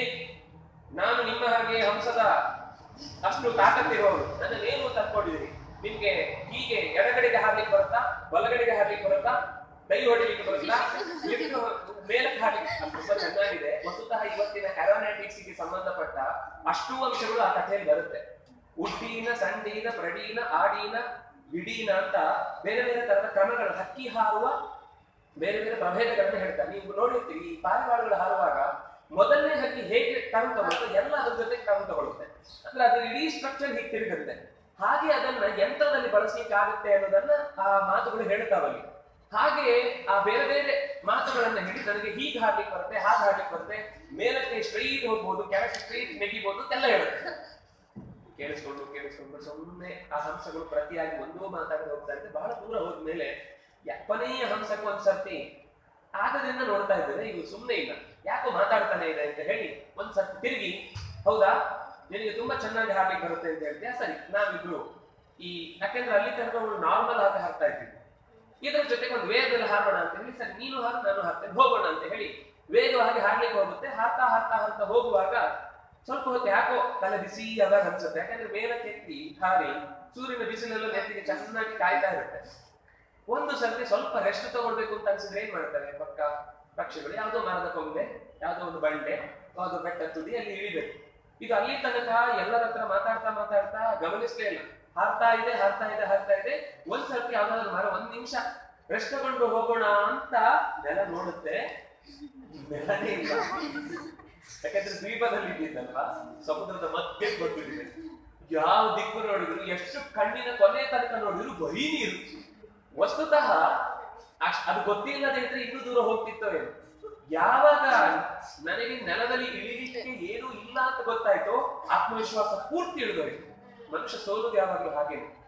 ನನ್ಗೆ ಏನೋ ಒಂದು ಆಸರೆ ಸಿಗುತ್ತೆ ಅಂತ ನಿಶ್ಚಯ ಇದ್ದಾಗ ಅವನು ಇನ್ನೂ ಸ್ವಲ್ಪ ಕೆಲಸ ಮಾಡ್ತಾನೆ. ಇಲ್ಲ ಅಂತಾದ್ರೆ ತಕ್ಷಣದಲ್ಲಿ ಕುಸಿದು ಬಿಡ್ತಾನೆ. ಈ ಗಾಬರಿ ಆಗೋಯ್ತು, ಇಳಿಬೇಕು ಅಷ್ಟೊತ್ತಿಗೆ ಅಲ್ಲಿ ತನಕ ಏನೂ ಇಲ್ಲದೆ ಇದ್ದಕ್ಕಿದ್ದಾಗ ಬಾಯಿ ಒಣಗ್ಲಿಕ್ಕೆ ಶುರುವಾಯ್ತು, ಕಣ್ಣೆಲ್ಲ ಕೆಂಪಾಗ್ಲಿಕ್ಕೆ ಶುರುವಾಯ್ತು, ಉರಿಲಿಕ್ಕೆ ಶುರುವಾಯ್ತು, ತಲೆ ಬಿಸಿ ಆಯ್ತು, ರಕ್ಕೆ ಬಡಿಲಿಕ್ಕೆ ಆಗ್ತಾ ಇಲ್ಲ ಅಂತ ಅನಿಸ್ತು. ನೀರು ಗಪ್ಪಾಗಿ ಬಿತ್ತು. ಇದು ಮುಂದೆ ಹೋಗಿದ ಹಂಸ ಹಿಂದೆ ತಿರುಗಿ ನೋಡುತ್ತೆ ನಾಪತ್ತೆ, ಎಲ್ಲಿ ಅಡ್ರೆಸ್ ಇಲ್ಲ. ತಿರುಗಿ ನೋಡಿದ್ದು ಕೆಳಗೆ ನೋಡಿದ್ರೆ ಅಲ್ಲಿ ನೀರಲ್ಲಿ ಹೇಳ್ತಾ ಇದೆ. ತಕ್ಷಣ ಓಡಿ ಬಂದು ಒಂದು ಮುಳುಗು ಹಾಕಿ ಆಗಿತ್ತು, ಎರಡನೇ ಮುಳುಗಿಗೆ ಮತ್ತೆ ಮೇಲೆ ಹೇಳ್ತಾ ಇದೆ. ಹಾಗೆ ಹೇಳುತ್ತಿದ್ದು, ಇದ್ಯಾವ ಡೀನಾ, ಈ ತರದ ಡೈ ಹೊಡೆಯೋದು ಗೊತ್ತಿಲ್ಲ ನಮ್ಗೆ, ಇದು ಗೊತ್ತಿತ್ತು, ಇದನ್ನ ನೀನು ನಾನು ಖಂಡಿತ ಕಲಿಸ್ಕೊಡುತ್ತೆ. ಅಯ್ಯೋ ದಯವಿಟ್ಟು ಈ ಟೈಮಲ್ಲಿ ದಯವಿಟ್ಟು ತಮಾಷೆ ಮಾಡಬೇಡ, ನನ್ನನ್ನು ಮೊದಲು ಇಲ್ಲಿಂದ ಎತ್ತ ಹಾಕು ಅಂತ ಕೇಳಿದಾಗ ಉಳಿದ ಹಂಸಗಳೆಲ್ಲ ಬಂದು ಅದರ ರೆಕ್ಕೆಯನ್ನು ಹಿಡಿದು ಎತ್ಕೊಂಡು ಹೋಗಿ ಇನ್ಯಾವುದೋ ದ್ವೀಪದ ಮಧ್ಯದಲ್ಲಿ ಬಿಟ್ಟು, ನೋಡು ಯಾವಾಗ್ಲೂ ನಮ್ಮ ಸಾಮರ್ಥ್ಯ ಏನು ಅಂತ ಗೊತ್ತಿಲ್ಲದೆ ನಾವು ಅದನ್ನ ಇನ್ನೊಬ್ಬರ ಮುಂದೆ ಪ್ರದರ್ಶನ ಮಾಡ್ಲಿಕ್ಕೆ ಹೋಗ್ಬಾರ್ದು. ಅವರವರ ಸಾಮರ್ಥ್ಯ ಅವರವರಿಗೆ ಇದ್ದೇ ಇರುತ್ತೆ ಅಂತ ಈ ಕಥೆ ಹೇಳಿ ಶಲ್ಯ ಕರ್ಣನಿಗೆ ಬುದ್ಧಿವಾದ ಹೇಳ್ತಾನೆ. ನೀನು ಮಾತಾಡಬೇಡ ಹಾಗೆ, ತಪ್ಪು ಅಂತ. ಅಷ್ಟು ಹೇಳಿದ್ರೆ ಅವನು ಕೇಳುವುದಿಲ್ಲ. ಕೊನೆಗೆ ಯುದ್ಧ ಅವನು ಕೆಲವು ಮಾತುಗಳನ್ನು ಹೇಳ್ತಾನೆ. ಬಾಣದ ಪ್ರಯೋಗ ಹಾಗಲ್ಲ ಮಾಡುದು, ಅದು ಅಲ್ಲಿ ಕೃಷ್ಣ ಇದ್ದಾನೆ. ಯಾಕಂದ್ರೆ ಕೃಷ್ಣ ಏನೇನ್ ಮಾಡ್ತಾನೆ ಅಂತ ಸಾರಥಿಯಾಗಿ ಶಲ್ಯನಿಗೂ ಗೊತ್ತಿತ್ತು. ಅದಕ್ಕೋಸ್ಕರ ಅವನು ಕೆಲವು ಸಜೆಷನ್ ಕೊಡ್ತಾನೆ. ಅವ್ನು ಏನ್ ಮಾಡಿದ್ರು ನಾನಿಲ್ಲಿ ರಥಿಕ, ನಾನು ಹೇಳಿದ ಕೇಳಿಕೋಸ್ಕರ ಇರೋದು ಅಂತ ಅವ್ನ ಮೇಲೆ ರೇಗ್ ಬಿಡ್ತಾನೆ. ಶಲ್ಯ ಅಲ್ಲಿಂದ ಹೊರಟೋಗಿ ಯಾವುದೋ ಒಂದು ಯುದ್ಧದ ಭೂಮಿ ಅಂದ್ರೆ ಅಲ್ಲಿ ಎಲ್ಲ ಸಮತಟ್ಟು ಇರುವಾಗ್ಲೂ ಮಧ್ಯದಲ್ಲಿ ಕೆಲವೊಂದು ಸರ್ತಿ ಯುದ್ಧದ ವೇಗಕ್ಕೆ ಹೊಡೆದೆಲ್ಲೋ ಹೊಂಡಾಗಿರುತ್ತೆ. ಒಂದು ಸಣ್ಣ ಮಳೆ ಬಂದ್ರೆ ನಾವು ನೋಡಲ್ವಾ, ನಮ್ಮ ರಸ್ತೆ ಆಗಿರುತ್ತೆ. ಅಲ್ಲಿ ಯುದ್ಧ ಆಗುವಂತ ಆ ರಥಗಳ ಚಕ್ರದ ಏಟಿಗೆ ಬಾಣ ಗದೆ ಬಿದ್ದದ್ದು ಅದು ಇದೆಲ್ಲ ಆಗಿದ್ದಕ್ಕೆ ಹೆಚ್ಚು ಕಮ್ಮಿಯಾಗಿ ಅವನ ರಥದ ಚಕ್ರ ಹೂತು ಹೋಗುತ್ತೆ. ಹಿಂದಿನಿಂದ ಅವನಿಗೆ ಅಣ್ಣನ ತರ ಕಾಣುತ್ತೆ ಅರ್ಜುನನಿಗೆ. ಆದ್ರೆ ಅವನು ಹೇಳ್ತಾನೆ ಈಗ ಕೊಲ್ಲುವುದು ಮುಖ್ಯ ಅಂತ. ನಾನು ಕೊಲ್ಲಲ್ಲ, ಅನ್ಯಾಯ ಅಲ್ಲ. ಹೌದಾ, ನಿನ್ನ ಮಗನನ್ನ ಅಭಿಮನ್ಯುವನ್ನು ಇವನೇ ಫಸ್ಟ್ ಹಿಂದಿದ್ದಕ್ಕೊಂದು ಸಿಟ್ಟು ಬಂದ್ಬಿಟ್ಟು ಅಲ್ಲಿ ತನಕ ಏನ್ ಯೋಚನೆ ಮಾಡದೇ ಇದ್ದವನು ಅಭಿಮನ್ಯು ನನ್ನ ಮಗನನ್ನ ಕೊಂದದ್ದು ತಂದ ತಕ್ಷಣ ಇನ್ನು ಮಾತೇ ಇಲ್ಲ ಅಂತ ಹೇಳಿ ನಿನ್ ಹೊಡಿತಾನೆ. ಕರ್ಣ ಆಗ ಪ್ರಶ್ನೆ ಮಾಡ್ತಾನೆ, ನಿನ್ನನ್ನ ಧರ್ಮ ವಿರುದ್ಧಮ ಅಂತೆಲ್ಲ ಕರೀತಾರೆ, ನೀನು ಧರ್ಮಶ್ರೇಷ್ಠ ಅಂತೆಲ್ಲ ಕರೀತಾರೆ, ನೀನೇ ಅನ್ಯಾಯ ಪ್ರೋತ್ಸಾಹ ಮಾಡ್ತಾ ಇದ್ಯಲ್ವಾ ಅಂತ. ಓಹೋ, ಧರ್ಮದ ಬಗ್ಗೆ ನಿನ್ನ ಹತ್ರ ಪಾಠ ಕೇಳ್ಬೇಕು ನಾನು. ಇದೇ ಮಾತು ನಾನು ನಿನ್ನದು ಕೇಳ್ಬೋದಿತ್ತಲ್ವಾ, ಅಭಿಮನ್ಯುವನ್ನು ಕೊಲ್ಲುವ ದಿವಸ. ಆಗ ಧರ್ಮದ ನೆನಪೆಲ್ಲೋಯ್ತು. ಅಷ್ಟೇ, ನಾವೇನ್ ಮಾಡಿರ್ತೋ ಅದು ನಮ್ಗೆ ವಾಪಸ್ ಸಿಗುತ್ತೆ ಅನ್ನೋದನ್ನ ನೀನ್ ತಿಳಿಸ್ಲಿಕ್ಕೋಸ್ಕರ ಈ ಘಟನೆ ಆಗಿದೆ ಅಂತ ಹೇಳಿ ಅವನು ಪ್ರಾಣ ಬಿಡ್ತಾನೆ. ಆ ಮರು ದಿವಸ ಇಲ್ಲಿಗೆ ಕರ್ಣ ಪರ್ವ ಮುಕ್ತಾಯ ಆಗುತ್ತೆ. ಮುಂದೆ ಶಲ್ಯ ಆ ಸಾರಥ್ಯವನ್ನ ಮುಂದುವರೆಸಿ ವಿನಾಶ ಕುರುಮುಖ್ಯಾನಾಂ ಶಲ್ಯ ಪರ್ವಣಿ ಕೀರ್ತ್ಯತೆ. ಇನ್ನು ಕುರುಮುಖ್ಯರು ಅಂದ್ರೆ ಈ ದುರ್ಯೋಧನನ ತಮ್ಮಂದಿರೆಲ್ಲ 100 ಜನ ಕೌರವರು. ಇವರೆಲ್ಲ ಈ ಪರ್ವದ ಹೊತ್ತಿಗೆ 25 ಜನರನ್ನ ಹುಡ್ಕೊಂಡು ಹೋಗಿ ಭೀಮಸೇನ ಗುದ್ದಿ ಕೊಂಡ್ಬಿಡ್ತಾರೆ. ಅವ್ರು ಯುದ್ಧ ಮಾಡೋದಂದ್ರೆ ಭೀಮಸೇನದ್ದು ಯಾವತ್ತೂ ಕೂಡ ಅದಕ್ಕೊಂದು ರೀತಿ ನೀತಿ ನಿಯಮ ಎಂತದೂ ಇಲ್ಲ. 2 ರಥಗಳು ಒಟ್ಟಿಗೆ ಬಂತು ಅಂದ್ರೆ ಈ ರಥದ ಕುದುರೆ ಹಿಡಿದ ಈ ರಥದ ಕುದುರೆ ಹಿಡಿದ ಎರಡನ್ನ ಅಪ್ಪಚ್ಚಿ ಸತ್ತ ಆನೆಗಳನ್ನು ತಗೊಂಡ ದೊಡ್ಡ ಸೈನ್ಯ ಓಡ್ತಾ ಬರ್ತಾ ಇದ್ರೆ ಎಷ್ಟು ಬಿಟ್ಟ. ಅದು ಹೋಗ್ತಾ ಅಷ್ಟು ವಾಪಸ್ ಮನೆಗೆ ಕಳಿಸ್ಬಿಟ್ಟು ಬರ್ಲಿಕ್ಕಿಲ್ಲ ಇಲ್ಲಿಗೆ ಅಂತ. ಹಾಗಾಗಿ ದುರ್ಯೋಧನ ಏನ್ ಮಾಡ್ತಿದ್ದ ಅಂದ್ರೆ ಭೀಮಸೇನ ಯುದ್ಧಕ್ಕೆ ಬಂದ ಅಂದ್ರೆ ರಥ ಬಿಡ್ತಿರ್ಲಿಲ್ಲ, ಕುದುರೆಗಳನ್ನು ಬಿಡ್ತಿರ್ಲಿಲ್ಲ, ಕಾಲಾಳುಗಳನ್ನು ಬಿಡ್ತಿರ್ಲಿಲ್ಲ, ಕೇವಲ ಆನೆಗಳನ್ನು ಬಿಡ್ತಿದ್ದ. ಆದ್ರೂ ಆನೆಗಳ ಮಧ್ಯಕ್ಕೆ ಹೋಗಿ ಆನೆಗಳ ಕಾಲಿನ ಮಧ್ಯದಲ್ಲಿ ಹೊಟ್ಟೆ ಹತ್ತಕ್ಕೆ ಹೋಗಿ ಕಿಕ್ ಮಾಡ್ತಿದ್ದಂತೆ ತಪ್ಪಿಸಿಕೊಂಡು. ಅದ್ರ ಸೊಂಡಿಗೆ ಸಿಗದೆ ಅದರ ಮಧ್ಯದಲ್ಲಿ ಹೊಟ್ಟೆಗೆ ಕಿಕ್ಕು ಮಾಡಿ ಅದು ಇನ್ನು ನಾನು ಆಗುದಿಲ್ಲ ಕುಸ್ತು ಬೀಳುವಾಗ ವಾಪಸ್ ನಿಮ್ಮ ಸೈನ್ಯದ ಮೇಲೆ ಯುದ್ಧ ಮಾಡ್ಕೊಂಡು ಟೇನ್ ಮಾಡಿ ವಾಪಸ್ ಕಳಿಸೋದು. ಇವರಿಗೆ ಗಾಬರಿ, ವಸುತಃ ಸೈನ್ಯ ಇವರದ್ದು, ವಾಪಸ್ ಅವರ ಸೈನ್ಯದ ಮೇಲೆ ದಾಳಿ ಮಾಡೋದು. ಹೀಗೆ ಏನೇನೋ ಮಾಡಿ ಅಲ್ಲಿ ಭೀಮಸೇನನ ಯುದ್ಧದ ಪ್ರಕ್ರಿಯೆಯನ್ನು ನಮ್ಗೆ ಯಾವಾಗ ಯುದ್ಧ ಮಾಡುವಾಗ ಅಯಮ್ಮೇ ದಕ್ಷಿಣೋ ಬಾಬು, ನನ್ನ ಬಲ ತೋಡೆ ನನಗೆ ಆಯುಧ, ಗದೆ ಸುಮ್ಮನೆ ಅದು ಕೈಯಲ್ಲಿ ಸೌಟ್ ಹಿಡಿದಾಗಿ ಬೇಕು ಅಂದ್ರೆ ಮಾತ್ರ ಉಪಯೋಗಿಸೋದು, ಯುದ್ಧಕ್ಕೆ ಅಂತ ಬಳಸ್ತಾ ಇದ್ದು ಬಹಳ ಕಮ್ಮಿ. ಅವ್ನ ಕೈಯಲ್ಲೇ ಎಲ್ಲ ಯುದ್ಧ ಮಾಡ್ತಾ ಇದ್ದಿತ್ತು. ಹಾಗೆ ಈ ಶಲ್ಯ ಪರ್ವದಲ್ಲಿ ಯುಧಿಷ್ಠಿರನ ಜೊತೆಗೆ ಯುದ್ಧ ಮಾಡಿ ಪ್ರಾಣ ಬಿಡ್ತಾನೆ. ಶಕುನೇಶ್ಚ ವಧಃ ಅತ್ರೈವ, ಈ ಪರ್ವದಲ್ಲೇ ಶಕುನಿಯು ಕೂಡ ಸಹದೇವನಿಂದ ಪ್ರಾಣ ಬಿಡ್ತಾನೆ. ಸೈನ್ಯೇಚ ಹತ ಭೂಯಿಷ್ಠೆ ಕಿಂಚಿತ್ ಶಿಷ್ಟೆ ಸುಯೋಧನ, ಎಲ್ಲ ನಾಶ ಆಗಿ ಸ್ವಲ್ಪ ಸೈನ್ಯದ ಜೊತೆಗೆ ಸುಯೋಧನ ಉಳಿದಿರ್ತಾನೆ. ಅವನಿಗೆ ಹೆದರಿಕೆ ಶುರುವಾಗುತ್ತಾಯ್ತು. ಬಹುಶಃ ಇನ್ನು ನಾನೇ ಲಾಸ್ಟ್ ಟಾರ್ಗೆಟ್, ಇವರು ನನ್ನ ಮೇಲೆ ಈಗ ಖಂಡಿತ ಯುದ್ಧ ಮಾಡ್ಲಿಕ್ಕೆ ಸಾರ್ಲಿಕ್ಕೆ ಖಂಡಿತ ಬರ್ತಾರೆ ಅಂತ ತಪ್ಪಿಸಿಕೊಂಡು ಹೃದಂ ಪ್ರವಿಶ್ಯ ಯತ್ರಾಸೌ ಸಂಸ್ತಭ್ಯಾಪ ವ್ಯವಸ್ಥಿತ, ವೈಶಂಪಾಯನ ಸರೋವರದ ಒಳಗೆ ಜಲಸ್ತಂಭನ ವಿದ್ಯೆಯಲ್ಲಿ ಕಲಿತಿದ್ದವ ಕೂತು ಬಿಡ್ತಾನೆ. ಯಾರು ಕರೆದ್ರು ಹೊರಗೆ ಬರಲು. ಅವನೊಂದು ಕೆಲವು ಮೊದಲು ಎಲ್ಲಿ ಅಂದ್ರೆ ಸಭಾಪರ್ವ ಮುಗಿಯುವಾಗ ಮಯನ ಸಭೆಯಿಂದ ಅಪಮಾನಿತನಾಗಿ ಬಂದಾಗ ಅಲ್ಲಿ ಅವನು ಪ್ರಾಯೋಪವೇಶಕ್ಕೆ ಅಂತ ಕುಳಿತಿರ್ತಾನೆ. ಹಾಗೆ ಕುಳಿತಾಗ ಒಂದಿಷ್ಟು ಪಾತಾಳ ಲೋಕದಿಂದ ದುಷ್ಟ ಶಕ್ತಿಗಳೆಲ್ಲ ನೀವು ಯಾವಾಗ ಕರೆದ್ರು ನಾನು ನಿಮ್ಮ ಎಲ್ಲಾ ಸೈನ್ಯವನ್ನ ಮತ್ತೆ ಜಾಗರೂಕಗೊಳಿಸಿ ನಿನಗೆ ಜಯವನ್ನು ತಂದು ಕೊಡ್ತೇವೆ ಅಂತ ಹೇಳಿರ್ತಾನೆ. ಅವನು ಆ ಯೋಚನೆಯನ್ನು ಇಟ್ಟುಕೊಂಡು ಮತ್ತೆ ಆ ಸ್ತಂಭನ ವಿದ್ಯೆಗೋಸ್ಕರ ಕೂತಿರ್ತಾನೆ. ಅದು ಅವನ ವಸ್ತುತಃ ಇದಕ್ಕಿಂತ ಹಿಂದೆಯೂ ಅವನು ಇದಕ್ಕೆ ತುಂಬಾ ಅಭ್ಯಾಸ ಮಾಡಿದ್ದ, ಆದ್ರೆ ಅದು ಸಿದ್ಧಿಯಾಗಿಲ್ಲ. ಯಾಕೆಂದ್ರೆ ಯಾವತ್ತು ಅಂತಹ ವಿದ್ಯೆಗಳು ಸಿಗುವುದು ಯಾವಾಗ ಅಂದ್ರೆ ಒಳ್ಳೆಯ ಉದ್ದೇಶಕ್ಕಾಗಿ ನಾವು ಪ್ರಯತ್ನ ಮಾಡಿದ್ರೆ ಮಾತ್ರ. ಆ ಪ್ರಯತ್ನದಲ್ಲಿ ಅವನು ಯಶಸ್ವಿ ಆಗ್ಲಿಲ್ಲ. ಆದ್ರೆ ಈಗಂತೂ ಗೆದ್ದೇ ಗೆಲ್ಲಬೇಕು ಅಂತ ಹಠಕ್ಕೆ ಛಲವೊಂದನ್ನು ಮಾತ್ರ ದುರ್ಯೋಧನನಲ್ಲಿ ಮೆಚ್ಚಲೇಬೇಕು. ಎಷ್ಟು ಛಲ ಅಂದ್ರೆ ಯಾವ ಮಾತನ್ನು ಲೆಕ್ಕಕ್ಕೆ ತಗೊಳ್ಳಿಲ್ಲ. ಅಲ್ಲಿ ಸಹದೇವ ಬಂದು ಬೈದ, ವೈಶಂಪಾಯನ ಸರೋವರದಲ್ಲಿ ಇದ್ದಾನೆ ಅಂತ ಗೊತ್ತಾಯ್ತು, ಎದ್ದೇಳಿಲ್ಲ. ನಕುಲ ಬೈದ, ಎದ್ದೇಳಿಲ್ಲ. ಭೀಮ ಬೈದ, ಅರ್ಜುನ ಬೈದ, ಕೃಷ್ಣನೂ ಬೈದ, ಎದ್ದೇಳಿಲ್ಲ. ಆದ್ರೆ ಕೊನೆಗೆ ಯಾವಾಗ ಧರ್ಮರಾಜ ಬೈದ್ನು ಸಿಟ್ಟು ಬಂದ್ಬಿಟ್ಟು. ನೋಡಿ, ಕೆಲವೊಮ್ಮೆ ಯಾವತ್ತು ಬೈದವ್ರ ಮೇಲೆ ತುಂಬಾ ಬೇಜಾರವಾಗುತ್ತೆ, ಕೋಪನೂ ಬರುತ್ತೆ. ಧರ್ಮರಾಜನಿಗೆ ಉಷ್ಮಾಣಿದಲ್ಲಿ ಕೃಷ್ಣನಿಗೆ ನೀನ್ ಬೈಯದೇ ಇದ್ರೆ ಇವತ್ತು ಕತೆ ಆಗಲ್ಲ, ಮುಗಿದೋಗುತ್ತೆ ನಮ್ದು ಅವಸ್ಥೆ ಅಂತ. ಆಮೇಲೆ ಸಿಟ್ಟು ಬಂದು ಅವನು ಕೆಲವು ಮಾತುಗಳನ್ನು ಅಂತಾನೆ. ನಿನಗೆ ನಾನು ಸಹಾಯ ಆಗ್ಲಿ ಅಂತ ವನಪರ್ವತ ಸಂದರ್ಭದಲ್ಲಿ ನಾವು ಕಾಡಲ್ಲಿದ್ದಾಗ ಬಿಡಿಸಿದ್ರೆ ನಾವೇ ಬೇಕು ಅಂತ ಒಂದು ಸೈನ್ಯ ಸಿದ್ಧ ಮಾಡಿ ನಿನ್ನ ಮೇಲೆ ಚೂ ಬಿಟ್ಟು ಆಮೇಲೆ ಸೋತ ಹಾಗೆ ಮಟಿಸಿ ನಾವೇ ಬಿಡಿಸ್ಕೊಂಡು ಬಂದ ಹಾಗೆ ಅಂತ ಹೇಳಿ ನಮ್ಮ ಮೇಲೆ ಬೈದು ಹೋಗ್ತಿಯಲ್ವಾ, ನಿನಗೆ ಖಂಡಿತವಾಗಿಯೂ ಕೂಡ ಈ ರಾಜ್ಯವನ್ನು ಏರ್ಲಿಕ್ಕೆ ಅರ್ಹತೆ ಇಲ್ಲ. ಈಗ ಅಡಗಿ ಕೂತ್ಕೊಳ್ಳೋಲ್ಲ ನಪುಂಸಕರು ಹಾಗೆ ಹೀಗೆ ಅಂತ ಒಂದಿಷ್ಟು ಬೈತಾನೆ. ಸಿಟ್ಟು ಬಂದು ಎದ್ದು ಬಂದ. ಯುದ್ಧ ಆಯ್ತು, ಗದೆ ಯುದ್ಧ ಆಯ್ತು, ಮಲ್ಲ ಯುದ್ಧ ಆಯ್ತು, ತೋಳಿನ ಯುದ್ಧ ಆಯ್ತು, ಎಲ್ಲ ಯುದ್ಧ ಆಯ್ತು. ತಪ್ಪಿಸ್ಕೊಳ್ಬೇಕು ಅಂತ ಏನ್ ಮಾಡ್ದ, ತಲೆ ಕೆಳಗೆ ಮಾಡಿ ಕಾಲ್ ಮೇಲ್ ಮಾಡಿ ನಿಂತು ಬಿಟ್ಟ. ಭೀಮಸೇನ ಯುದ್ಧದಲ್ಲಿ ಇನ್ನೇನ್ ಹೊಡಿತಾನೆ ಅಂತ ಗೊತ್ತಾದಾಗ. ಯಾಕೆಂದ್ರೆ ಅವನು ದ್ರೌಪದಿಯನ್ನ ತೊಡೆ ತೋರಿಸಿ ಬಂದು ಕೂಡು ಅಂತ ಸಭೆಯನ್ನು ಅವಮಾನ ಮಾಡಿದ್ದ. ಹಾಗಾಗಿ ಅಲ್ಲಿಯೇ ಅವನಿಗೆ ಹೊಡಿಬೇಕಾದಿತ್ತು. ಆದ್ರೆ ಗದಾಯುಧದ ಪ್ರಕಾರ ಅಲ್ಲಿ ಹೊಡಿಬಾರ್ದು, ಸೊಂಟದಿಂದ ಕೆಳಗೆ ಹೊಡಿಯುವಂಗಿಲ್ಲ. ಅದರ ಜೊತೆಗೆ ಮೇಲೆ ಹೊಡೆದ್ರು ಅವನ ತಲೆ ಗೇಟು ಬಿದ್ರು ಮುಗ್ದೋಗ್ತಿತ್ತು. ಅದಕ್ಕೋಸ್ಕರ ಏನ್ ಮಾಡಿದ, ತಲೆ ಕೆಳಗೆ ಮಾಡಿ ಕಾಲ್ ಮೇಲ್ ಮಾಡಿ ನಿಂತ. ಅದರ ಅರ್ಥ ಏನು, ಸೊಂಟದಿಂದ ಕೆಳಗೆ. ಈಗ ಕೆಳಗೆ ಹೊಡೆದ್ರೆ ಲಿಟರಲಿ ನೀವು ಸೊಂಟದಿಂದ ಮೇಲೆ ಹೊಡೆದ್ರೆ ನೀವು ವಾಪಸ್ ನಿಂತರೆ ಅದು ಸೊಂಟದಿಂದ ಕೆಳಗೆ ಆಗುತ್ತೆ. ಏನ್ ಮಾಡಿದ್ರು ಸೊಂಟದಿಂದ ಕೆಳಗೆ ಇರೋದೇ ಆಗುತ್ತೆ, ಬಚಾವಾಗ್ಬೋದು ಅಂತ ಯೋಚನೆ ಮಾಡಿ ನಿಂತ. ಭೀಮಸೇನ ಏನ್ ಮಾಡಿದ, ಹೊಡೆಯುವಾಗ ಸೀದಾ ಮಧ್ಯ ಸ್ಪೈನಲ್ ಕಾರ್ಡ್ ಹೊಡೆದ್ಬಿಟ್ಟ. ಮೇಲೂ ಹೊಡಿಲಿಲ್ಲ, ಕೆಳಗೆ ಹೊಡಿಲಿಲ್ಲ, ಮಧ್ಯ ಕೊಡ್ದ. ಮಧ್ಯ ಕೊಡದಾಗ ಏನಾಯ್ತು, ಅದು ಈ ಎರಡೂ ತೊಡೆಗಳು ಕೂಡ ಅಲ್ಲಿದ್ದು ಬಿಚ್ಚಿ ಹೋಯ್ತು ಅಂದ್ರೆ ಎರಡೂ ತೊಡೆ ನಿಸ್ತೇಜ ಆಗ್ಬಿಡುತ್ತೆ.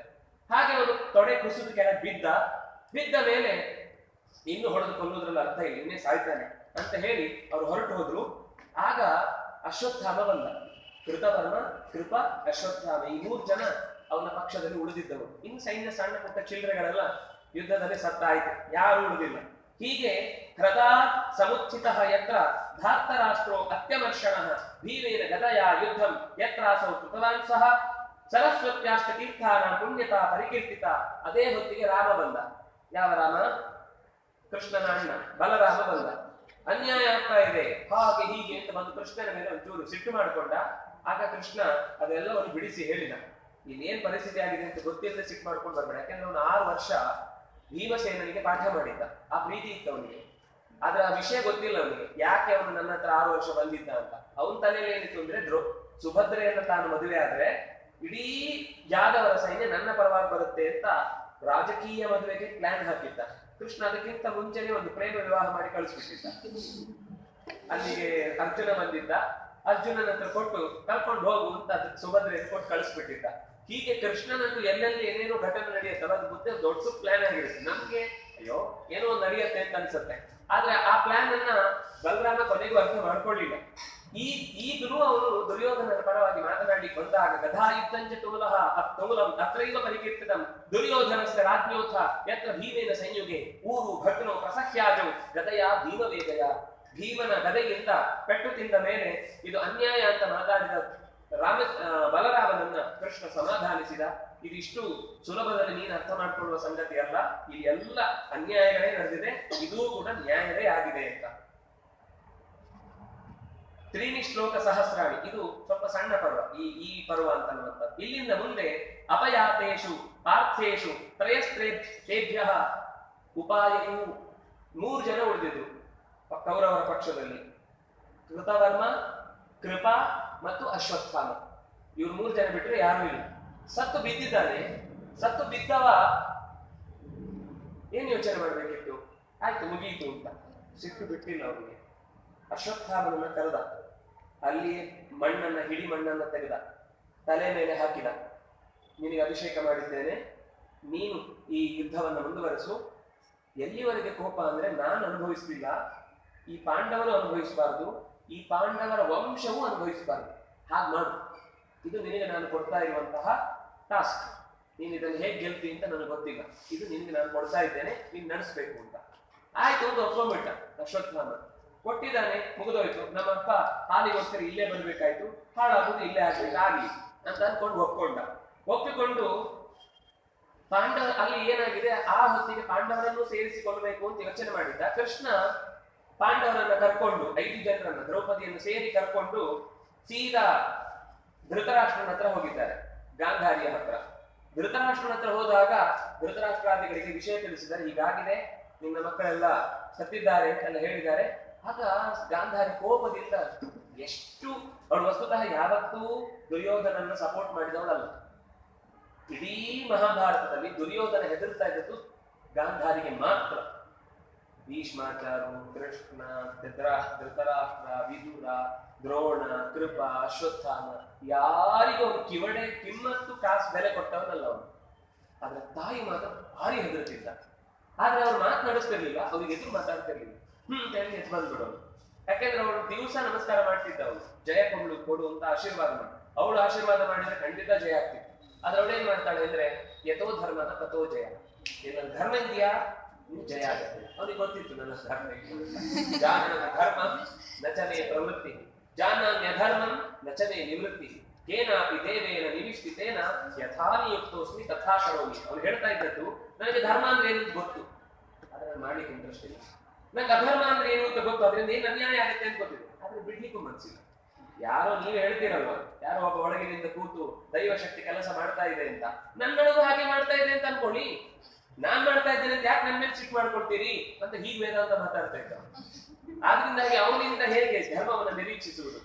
ಹಾಗಾಗಿ ಕೊನೆಗೆ ಗಾಂಧಾರಿಗೆ ಅಷ್ಟೂ ಸಾಯುವ ತನಕವೂ ವಿರೋಧಿಸ್ತಾ ಇದ್ದವಳು ಸಾವಿನ ಸುದ್ದಿ ಕೇಳಿದಾಗ ಕರುಳ ಬಳ್ಳಿ ಹಿಂಡಿದ ಹಾಗಾಗಿ ಕೋಪ ಬಂದ್ಬಿಡುತ್ತೆ. ಕೃಷ್ಣ, ಇದು ನಿನ್ನಿಂದಾಗಿ ಆಗಿದೆ, ನಿನ್ನ ವಂಶವು ಕೂಡ ಹೀಗೆ ನಿರ್ವಂಶ ಆಗಲಿ ಅಂತ ಶಪಿಸಿದ್ನು. ಕೃಷ್ಣ ಕೈ ಮುಗಿದು ನಮಸ್ಕಾರ ಮಾಡ, ತಾಯಿ ತುಂಬಾ ಖುಷಿ ಆಯ್ತು, ಇದೇ ನಿಂಗೆ. ನಾನು ನನ್ನ ಅವತಾರ ಸಮಾಪ್ತಿ ಮಾಡುವಾಗ ನನ್ನ ಅವತಾರವನ್ನು ಉಳಿದದೆಲ್ಲ ನನ್ನ ಜೊತೆಗೆ ತುಂಬಾ ಜನ, ನಾನು ಅಲ್ಲಿ ಹೋದ್ಮೇಲೆ ನನ್ನ ವೈಕುಂಠದಲ್ಲಿ ಬಾಗಿಲುಕಾಯರಲ್ಲಿ ನನ್ನ ಜೊತೆಗೆ ಇಲ್ಲಿ ಬಿಟ್ಟಿದ್ದಾರೆ. ಇವರೆಲ್ಲ ವಾಪಸ್ ಬರ್ಬೇಕಲ್ಲ, ನಾನು ಹೋದಾಗ ನನ್ನ ಜೊತೆಗೆ ಅಲ್ಲಿ ಬೇಕಲ್ವ, ಹೇಗೆ ವಾಪಸ್ ಕರ್ಕೊಂಡು ಹೋಗುದು ಅಂತ ಯೋಚನೆ ಮಾಡ್ತಾ ಇದ್ದಿ. ಒಳ್ಳೆಯ ಪ್ರಸಂಗ ಹಾಕೊಟ್ಟಿದ್ದಿ, ಶಾಪದಿಂದ ಸತ್ತು ಹೋದ್ರೆ ಒಳ್ಳೇದಾಯ್ತು, ನನ್ನ ಜೊತೆಗೆ ಬರ್ತಾರೆ ಅಂತ ಅಂದ. ಅಂದ್ರೆ ಆದ್ರಿಂದಾಗಿ ಕೃಷ್ಣನಿಗೆ ಗೀತೆ ಹೇಳುವ ರೈಟ್ಸ್ ಇದೆ. ಶಾಪ ಬಂದಾಗ್ಲೂ ಬೇಜಾರು ಮಾಡ್ಕೊಂಡಿಲ್ಲ. ಯಾರು ಇನ್ನೊಬ್ಬರಿಗೆ ಸಮಾಧಾನ ಮಾಡುವುದನ್ನ ತನ್ನ ಜೀವನದಲ್ಲೂ ರೂಢಿಸಿಕೊಂಡಿರ್ತಾನೆ, ಅವನಿಗೆ ಉಪದೇಶ ಮಾಡೋ ರೈಟ್ಸ್ ಇದೆ. ಹಾಗಾಗಿ ಆ ವರವನ್ನ, ಅಂದ್ರೆ ಶಾಪವನ್ನ ವರ ಅಂತ ಸ್ವೀಕರಿಸಿ ಕೃಷ್ಣ ವಾಪಸ್ಸು ಬಂದ. ಆ ರಾತ್ರಿ ತುಂಬಾ ಘೋರವಾದ ಒಂದು ಹತ್ಯೆ ನಡೆಯಿತು. ಉಪಪಾಂಡವರ ಮಕ್ಕಳು, ಅಂದ್ರೆ ಪಾಂಡವರ ಮಕ್ಕಳು ಉಪಪಾಂಡವರು ಎಲ್ಲರೂ ಮಲಗಿದ್ದಾರೆ. ದ್ರುಪದನ ಕೆಲವು ಸೈನ್ಯದಲ್ಲಿ ದ್ರುಪದನ ಮಕ್ಕಳು ಇದ್ರು, ಇನ್ನು ಕೆಲವು ಉಳಿದ ಸೈನ್ಯಗಳು ಒಂದಿಷ್ಟಿದ್ರು. ಎಲ್ಲ ರಾತ್ರಿ ಶಿಬಿರದಲ್ಲಿ ಆಯ್ತು, ಯುದ್ಧ ಮುಕ್ತಾಯ ಆಯ್ತು ಅಂತ ನೆಮ್ಮದಿಯಿಂದ. ಯಾವಾಗ್ಲೂ ಏನು ಅಂದ್ರೆ, ಏನೋ ಘಟನೆ ನಡೀತಾ ಇದ್ದಾಗ ರಾತ್ರಿ ನಿದ್ದೆ ಬರುವುದಿಲ್ಲ. ಮುಗೀತು ಅಂತ ಅಂದ ದಿವಸ ನಿದ್ದೆ ಬರುತ್ತಲ್ವ, ಒಂದು 10 ದಿವಸದ ಯಾವ್ದೋ ದೊಡ್ಡ ಪ್ರೋಗ್ರಾಮ್ ಹಾಕೊಂಡು ರಾತ್ರಿ ಹಗಲು ನಾಳೆ ಬೆಳಿಗ್ಗೆಗೇನು ಮಧ್ಯಾಹ್ನಕ್ಕೇನು ರಾತ್ರಿಗೇನು ಟೆನ್ಷನ್ ಮಾಡಿ ಮಾಡಿ ಮಾಡಿ ಎಲ್ಲೋ ಕೂತಲ್ಲೇ ನಿದ್ದೆ ಮುಗಿಸಿ ಎದ್ದು ಬಂದಿರ್ತಾರೆ. ಆ 10 ದಿವಸ ಮುಗಿದ ಮೇಲೆ ಅವರನ್ನ ನೀವು ಬಾಂಬ್ ಹಾಕಿದ್ರೆ ಹಾಗೆ ಸುಸ್ತಾಗಿ ಮಲಗಿದ್ದಾರೆ ಎಲ್ಲ ಮಕ್ಕಳು. ಅಷ್ಟು ಹೊತ್ತಿಗೆ ಅಶ್ವತ್ಥಾಮ ಮಾತು ತಗೊಂಡಿದ್ವಲ್ವಾ, ಸೀದಾ ಬೇರೊಳಗೆ ಹೋದಾಗ ಅಲ್ಲಿ ಒಳಗೆ ಹೋಗ್ಲಿಕ್ಕೆ ಬಿಡ್ಲಿಲ್ಲ ಮೊದಲು. ರುದ್ರದೇವರ ಶಕ್ತಿ ಅಲ್ಲಿ ಪ್ರೊಟೆಕ್ಟ್ ಮಾಡ್ತಾ ಇತ್ತು. ಆದ್ರೆ ಅದರ ಜೊತೆಗೆ ಅಶ್ವತ್ಥಾಮ ಯುದ್ಧ ಮಾಡ್ತಾನೆ, ಆ ರುದ್ರ ಶಕ್ತಿಯ ಜೊತೆಗೆ ಯುದ್ಧ ಮಾಡ್ತಾನೆ. ಯುದ್ಧ ಮಾಡಿ ಕೊನೆಗೆ ಅವನು ಇನ್ನು ಯುದ್ಧ ಮಾಡಿದ್ರೆ ಸಾಧ್ಯ ಆಗುದಿಲ್ಲ ಅಂತ ಹೇಳಿ, ನಾನ್ ನಿನಗೆ ಇಲ್ಲಿ ಮಾಡಿದ ಯುದ್ಧದ ಎಲ್ಲವನ್ನೂ ನಿನಗೆ ಆಹುತಿ ಕೊಡ್ತಾ ಇದ್ದೇನೆ ಅಂತ ಯಜ್ಞ ಅಂತ ಚಿಂತಿಸ್ತಾನೆ. ಅಷ್ಟೊತ್ತಿಗೆ ಬಿಟ್ಟು ಕೊಟ್ಬಿಡುತ್ತೆ. ಯಾಕಂದ್ರೆ ಆ ಶಕ್ತಿಗೆ ಏನು ಯಾವಾಗ್ಲೂ ಕೂಡ ನಮ್ಗೇನು ಪ್ರಸಾದ ಇದೆ ಅಂತ ಸರಿ ನೀನ್ ಭಕ್ತ ಅಂತ ಬಿಟ್ಟು ಕೊಟ್ಬಿಟ್ಟು ಒಳಗೆ ಹೋದ. ಅಲ್ಲಿದ್ದ ಎಲ್ಲ ಸೈನ್ಯವನ್ನು ಕೂಡ ಕ್ಷಣ ಮಾತ್ರದಲ್ಲಿ ನಾಶ ಮಾಡಿದ. ಪಾಂಡವರ ಮಕ್ಕಳನ್ನು ಕೂಡ ತಲೆ ಉರುಳಿಸಿದ. ದೃಷ್ಟದ್ಯುಮ್ನನನ್ನು ಹುಡ್ಕೊಂಡು ಹೋಗಿ ಕೊಲ್ಲಬೇಕು ಅಂತ ಹುಡುಕಿದವರಿಗೆ ಕೊನೆಗೆ ಒಂದ್ ಕಡೆ ಸಿಕ್ಕಿದ, ಅವನನ್ನು ಕೊಲ್ಲಬೇಕು ಅಂತ ಎಚ್ಚರ ಆಗ್ಬಿಡ್ತು ಅವನಿಗೆ. ಆಗ ಕೇಳದ, ನನ್ನನ್ನು ಕೊಲ್ಲಬೇಡ, ನಂಗೆ ಶಸ್ತ್ರ ಕೊಡು, ನಿನ್ ಜೊತೆಗೆ ವೀರಮರಣದಲ್ಲಿ ನಾನು ಸಾಯ್ತೇನೆ, ಹೊರತು ನಿನ್ನ ಕೈಯಲ್ಲಿ ಹೀಗೆ ಸಾಯ್ಲಿಕ್ಕೆ ಇಷ್ಟ ಇಲ್ಲ ಅಂತ. ಅವನು ಏನ್ ಮಾಡಿದ್ರು ಕೇಳುದಿಲ್ಲ. ಕೊನೆಗೆ ಅವನು ಯುದ್ಧ ಮಾಡಿ ಕೊಂದದ್ದು ಹೇಗೆ ಅಂದ್ರೆ, ಅವನಿಗೆ ಸ್ವಲ್ಪ ಕತ್ತಿಯಿಂದ ಹೊಡೆದ್ರೆ ಅದು ಮೈಗೆ ಗಾಯನೇ ಆಗ್ತಿರ್ಲಿಲ್ಲ, ಅಷ್ಟು ಚರ್ಮ ದಪ್ಪ ಅವನು ಯುದ್ಧ ಮಾಡಿ ಮಾಡಿ. ಯಾಕಂದ್ರೆ ಒಂದು ಬೆಂಕಿಯಿಂದ ಹುಟ್ಟಿದವ, ಎರಡನೇದು ಅವನಿಗೆ ಯಾವತ್ತೂ ಕೂಡ ಯಾವ ಆಯುಧವು ಘಾಸಿ ಮಾಡ್ತಾನೆ ಇರಲಿಲ್ಲ. ಅದರಿಂದಾಗಿ ಅವನನ್ನು ಸೇನಾಧಿಪತ್ಯಕ್ಕೆ ವಹಿಸಿದ್ರು. ಮತ್ತೆ ಅವನು ತುಂಬಾ ಸಮರ್ಥ ಕೂಡ, ಬುದ್ಧಿ ಪ್ರಯೋಗದಲ್ಲೂ ಕೂಡ ತುಂಬಾ ಚೆನ್ನಾಗಿ ಯುದ್ಧ ಮಾಡ್ತಿದ್ದ.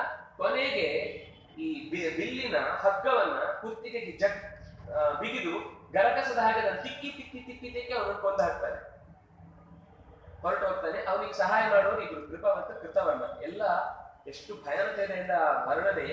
ಅಲ್ಲಿ ತಪ್ಪಿಸ್ಕೊಂಡು ಓಡ್ಬೇಕು ಅಂತ ಶಿಬಿರದಿಂದ ಹೊರಗೆ ಹೋದ್ರೆ ಅವರನ್ನೆಲ್ಲ ಒಳಕ್ಕೆ ತಳ್ಳಿ ಇಡೀ ಹೊರಗಿನ ಎಲ್ಲಾ ಭಾಗದಿಂದ ಬೆಂಕಿ ಹಾಕ್ಬಿಡ್ತಾರೆ. ಒಬ್ರು ತಪ್ಪಿಸಿಕೊಳ್ಳಿಕ್ಕೆ ಹೋಗದ ಹಾಗೆ ಇಡೀ ಅವತ್ತು ರಾತ್ರಿ ದೊಡ್ಡ ಮಾರಣ ಹೋಮ ಆಗುತ್ತೆ.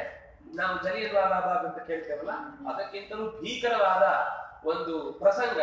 ಅಶ್ವತ್ಥಾಮನ ಸಿಟ್ಟಿಗೆ ನಡೆದು ಹೋಗ್ಬಿಡುತ್ತೆ, ತಲೆ ತಗೊಂಡ್ಬರ್ತಾನೆ ದುರ್ಯೋಧನನಿಗೆ. ನೋಡು, ನಿನ್ನ ಆಸೆಯಂತೆ ಇನ್ ಯಾರು ಪಾಂಡವರ ವಂಶವು ಕೂಡ ಆಳ್ಲಿಕ್ಕೆ ಸಾಧ್ಯ ಇಲ್ಲ, ಹಾಗೆ ಮಾಡಿದ್ದೇನೆ. ಪಾಂಡವರು ಎಷ್ಟು ದಿವಸ ಇರ್ತಾರೆ? ಈಗಲೇ 76-77 ವಯಸ್ಸಾದವರು. ಇನ್ನೆಲ್ಲ ಯುದ್ಧ ಮಾಡಿ ಅವರು ಉಳ್ಕೊಂಡು ಎಷ್ಟು ದಿವಸ ಅನುಭವಿಸ್ತಾರೆ? ಆಗ್ಲೇ ಬೇಕಾದ ದೇಹ ಜರ್ಜರಿತ ಆಗಿರುತ್ತೆ, ಯುದ್ಧ ಮಾಡುವ ಪ್ರಸಂಗವೂ ಇಲ್ಲ, ಇನ್ನು ಏನೋ ಹೊಸತಾಗಿ ರಾಜ್ಯಭಾರ ಮಾಡುವ ಪ್ರಸಂಗವೂ ಇಲ್ಲ ಅಂತ ಹೇಳಿದ್ರು.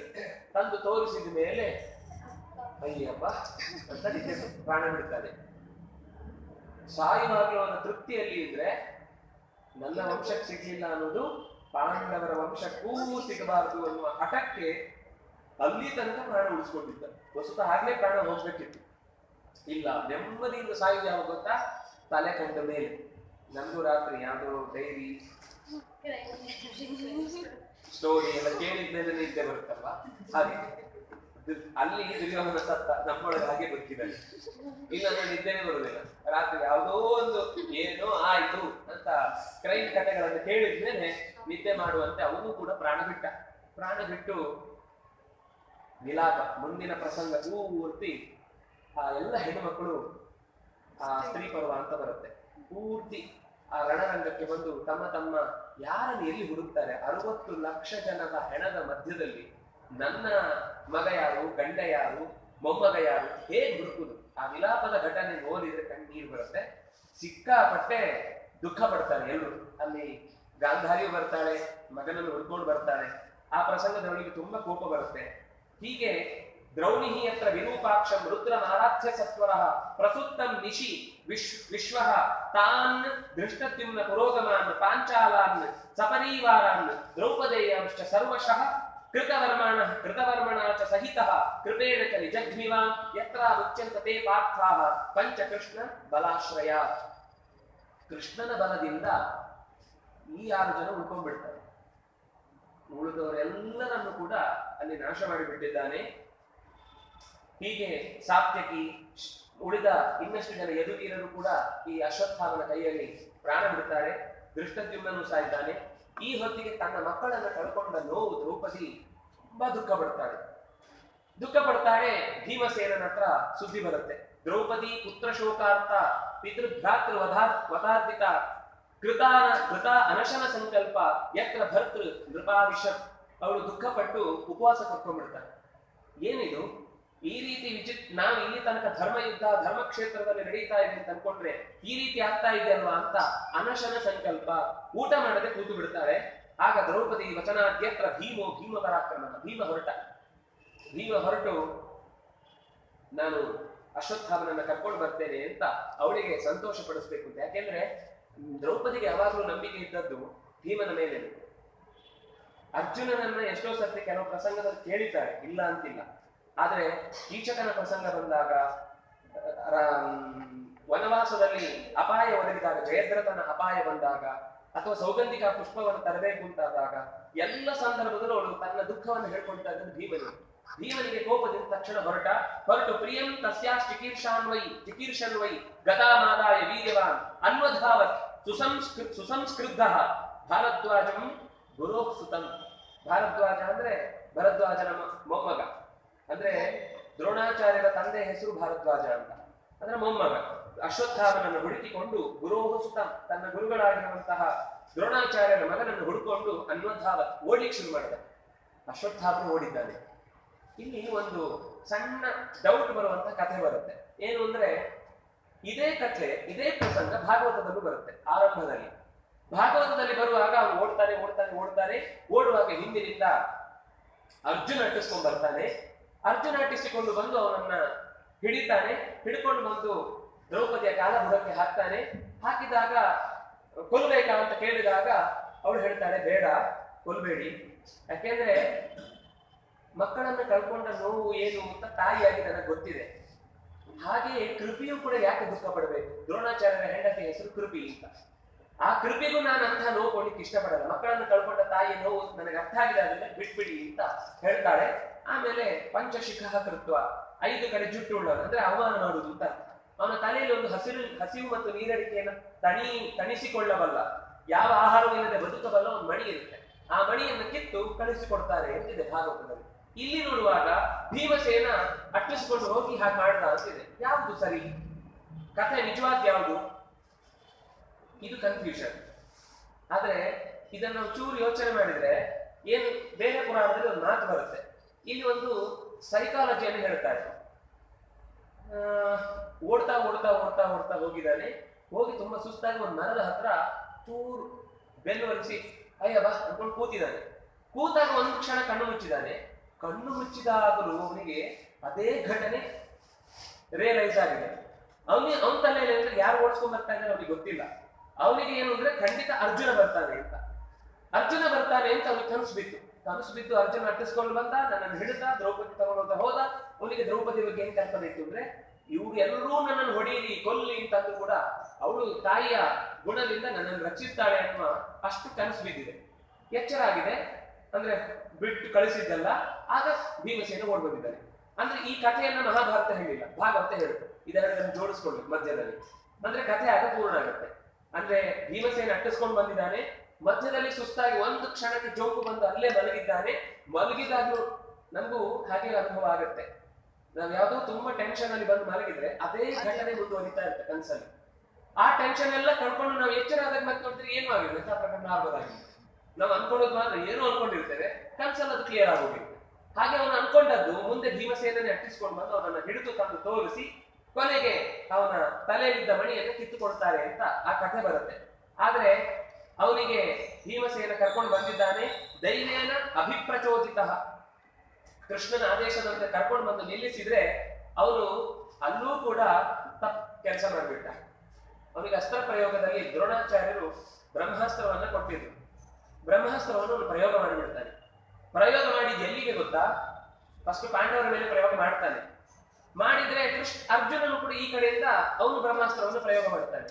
ಹೀಗೆ ಪ್ರಯೋಗ ಮಾಡಿದ ತಕ್ಷಣ ಎರಡೂ ಘರ್ಷಣೆಯಾಗಿ ಪ್ರಪಂಚ ನಾಶ ಆಗುತ್ತೆ, ಬೇಡ ಅಂತ ಒಂದು ಕಡೆಯಿಂದ ವೇದವ್ಯಾಸ ಮೂಡಿ ಬರ್ತಾರೆ ಅಲ್ಲಿಗೆ, ಒಂದು ಕಡೆಯಿಂದ ಕೃಷ್ಣ ತಡಿತಾನೆ. ಇಬ್ರು ತಡೆದ್ರು. ಅಶ್ವತ್ಥಾಮನ ಹತ್ರ ವಾಪಸ್ ತಗೋ ತಪ್ಪದು ಅಂತ ಹೇಳ್ತಾ ಇದ್ರೆ ಕೇಳುದಿಲ್ಲ. ಕೊನೆಗೆ ಅರ್ಜುನನ ಹತ್ರ ಹೇಳ್ತಾರೆ, ನೀನೇ ವಾಪಸ್ ತಗೋ ಅಂತ. ಅರ್ಜುನ ವಾಪಸ್ ತಗೋತಾನೆ. ಆದ್ರೆ ಅಶ್ವತ್ಥಾಮನಿಗೆ ಉಪದೇಶ ಮಾಡಿ ಕೊನೆ ಜೋರ್ ಮಾಡಿದ್ರೆ ತಗೊಳ್ತೇನೆ ಅಂತ ಹೋಗ್ತಾನೆ. ಅವ್ರಿಗೆ ಅಶ್ವತ್ಥಾಮನಿಗೆ ವಾಪಸ್ ತಗೊಳ್ಳಿಕ್ಕೆ ಆಗ್ಲಿಲ್ಲ ಅಂದ್ರೆ ಏನು ಕಾರಣ? ಆಗ ವ್ಯಾಸರು ಹೇಳ್ತಾರೆ, ಅವನಲ್ಲಿ ಬ್ರಹ್ಮಚರ್ಯ ಇರಲಿಲ್ಲ. ಅಶ್ವತ್ಥಾಮ ಬ್ರಹ್ಮಚಾರಿ, ಯಾರು ಮದುವೆ ಆಗಿಲ್ಲ. ಅರ್ಜುನ ಆ ಕಡೆ ಸುಭದ್ರೆ, ಈ ಕಡೆಯಿಂದ ಉಡುಪಿ, ಇನ್ನೊಂದ್ ಕಡೆ ಚಿತ್ರಾಂಗದೆ, ಇನ್ನೊಂದ್ ಕಡೆ ದ್ರೌಪದಿ, ಎಷ್ಟು ಜನ. ಆದ್ರೆ ಅವನಲ್ಲಿ ಬ್ರಹ್ಮಚರ್ಯ ಇತ್ತು ಅಂತ ಹೇಳ್ತಾರೆ. ಅವ್ನಿಗೆ ವಾಪಸ್ ತಗೊಳ್ಳಿಕ್ಕೆ ಆಯ್ತು ಅಂತ. ಹಾಗಾದ್ರೆ ಬ್ರಹ್ಮಚರ್ಯ ಅಂದ್ರೆ ಏನು ಅಂತ ಮತ್ತೆ ಕ್ವಶನ್ ಮಾಡ. ಇದು ಯುದ್ಧದ ಮಧ್ಯದಲ್ಲಿ ಆಗಿದ್ದಲ್ಲ, ಮುಗಿದ ಮೇಲೆ. ಆದ್ರೆ ನಾನು ಈ ಮಧ್ಯದಲ್ಲಿ ಹೇಳ್ಬಿಡ್ತಾ ಇದ್ದೇನೆ. ಹೇಗೆ ಇದು ನಡೆಯಿತು ಅಂತಂದ್ರೆ, ತನ್ನ ಹೆಂಡತಿಯನ್ನು ಬಿಟ್ಟು ಬೇರೆ ಯಾರನ್ನೂ ಕೂಡ ಆ ಸ್ಥಾನದಲ್ಲಿ ಕಲ್ಪಿಸಿಕೊಳ್ಳದೆ. ಯಾಕಂದ್ರೆ ಆಗ ರಾಜಾನೋ ಬಹುವಲ್ಲಭ, ಕ್ಷತ್ರಿಯರಿಗೆ ಹೋದಲ್ಲಿ ಗೆದ್ದಲ್ಲಿ ಅವರು ಅಪೇಕ್ಷೆ ಪಟ್ಟದೆಲ್ಲ ಮದುವೆ ಆಗುವ ಅವಕಾಶ ಇದೆ. ಯಾಕಂದ್ರೆ ಅವರಿಗೆ ಸಂತತಿ ಮುಖ್ಯ. ತನ್ನ ಎಷ್ಟು ಸಂತತಿಯನ್ನು ಬೆಳೆಸ್ತಾನೋ ಅಷ್ಟು ಕಡೆಯಲ್ಲಿ ಕ್ಷೇತ್ರವನ್ನು ರಕ್ಷಣೆ ಮಾಡಲಿಕ್ಕೆ ಒಬ್ಬೊಬ್ಬರ ದಂಡ ನಾಯಕರನ್ನು ನಿಲ್ಲಿಸಬಹುದು ಅನ್ನೋ ತಾತ್ಪರ್ಯ. ಆದ್ರೆ ಒಂದು ಕೆಟ್ಟ ಸಂಕಲ್ಪ ಮಾಡಿಬಿಟ್ಟಿದ್ದ ಅಶ್ವತ್ಥಾಮ. ಅವನೇನ್ ಹೇಳಿದ್ದ ಗೊತ್ತಾ? ದುರ್ಯೋಧನ, ನನ್ನ ಮಕ್ಕಳು ಅಂದ್ರೆ ನನ್ನ ಮಗ ಈಗ ಸತ್ತಾಯ್ತು, ಲಕ್ಷಣ ಸತ್ತೋಗ್ಬಿಟ್ಟಿದ್ದಾನೆ ಅಭಿಮನ್ಯುವಿನ ಕೈಯಲ್ಲಿ. ಈಗ ಪಾಂಡವರ ವಂಶ ನಿರ್ವಂಶ ಆದ್ರೂ ನನ್ನ ವಂಶ ಮುಂದುವರಿಲಿಕ್ಕೆ ನಾನೇನು ಬದುಕಿರುವುದಿಲ್ಲ. ಅದಕ್ಕೋಸ್ಕರ ನನ್ನ ಹೆಂಡತಿಯಲ್ಲಿ ನೀನು ಮಗನನ್ನ ಪಡೆದು ಆ ಮಗುವನ್ನ ನೀನು ರಾಜನನ್ನಾಗಿ ಮಾಡಬೇಕು ಅಂತ ಕೇಳಿದ್ದ. ಅಶ್ವತ್ಥಾಮ ಆಯ್ತು ಅಂತ ವಸ್ತ ಮಾಡ್ಲಿಲ್ಲ, ಆದ್ರೆ ಮಾನಸಿಕವಾಗಿ ಒಪ್ಕೊಂಡ ತಕ್ಷಣ ನನ್ನ ಬ್ರಹ್ಮಚರ್ಯ ಹೋಯಿತು. ಇನ್ನೊಂದು ಹೆಂಡತಿಯನ್ನ ತನ್ನ ಹೆಂಡತಿ ಅಂತ ಭಾವಿಸಿ ಅಲ್ಲಿ ನಾನು ಮಕ್ಕಳನ್ನ ಪಡೆದು ವಂಶ ಉದ್ಧಾರ ಮಾಡ್ತೇನೆ ಅಂತ ಅಂದ ಅಲ್ವಾ, ಮುಗಿದು ಹೋಯ್ತು. ಅವನ ತಪಸ್ಸು ಪೂರ್ತಿ ಜರ್ಜರಿತ ಆಗೋಯ್ತು. ಅವನಿಗೆ ಬಾಣವನ್ನ ಅಸ್ತ್ರವನ್ನು ವಾಪಸ್ ತಗೊಳ್ಳಿಕ್ಕಾಗ್ಲಿಲ್ಲ. ಹಾಗೆ ತಗೊಳ್ಳಿಕ್ಕಾಗ್ಲಿಲ್ಲ ಅಂದಾಗ ಅವನು ಅದನ್ನ ಅಲ್ಲೂ ಕೆಟ್ಟದ್ದೇ ಯೋಚನೆ ಮಾಡಿದ್ರು. ಮತ್ತೆ ಯಾಕೆಂದ್ರೆ ಅದು ಒಮ್ಮೆ ಕೆಟ್ಟವರ ಸಂಪರ್ಕ ಬಂದ ಮೇಲೆ ಮತ್ತೆ ಆಗುದೆಲ್ಲ ಕೆಟ್ಟದ್ದೇ. ಏನ್ ಯೋಚನೆ ಮಾಡಿದ್ರು ಕೆಟ್ಟದ್ದೇ ಆಗತ್ತೆ. ಅವ್ನು ಏನ್ ಯೋಚನೆ ಮಾಡ್ದ ಅಂದ್ರೆ ಇನ್ನೂ ಒಂದು ವಂಶ ಬಾಕಿ ಇತ್ತು ಪಾಂಡವರದ್ದು. ಅಭಿಮನ್ಯುವಿನ ಹೆಂಡತಿ ಉತ್ತರ ಹಿಂದೆ ಬಂದಿದೆ.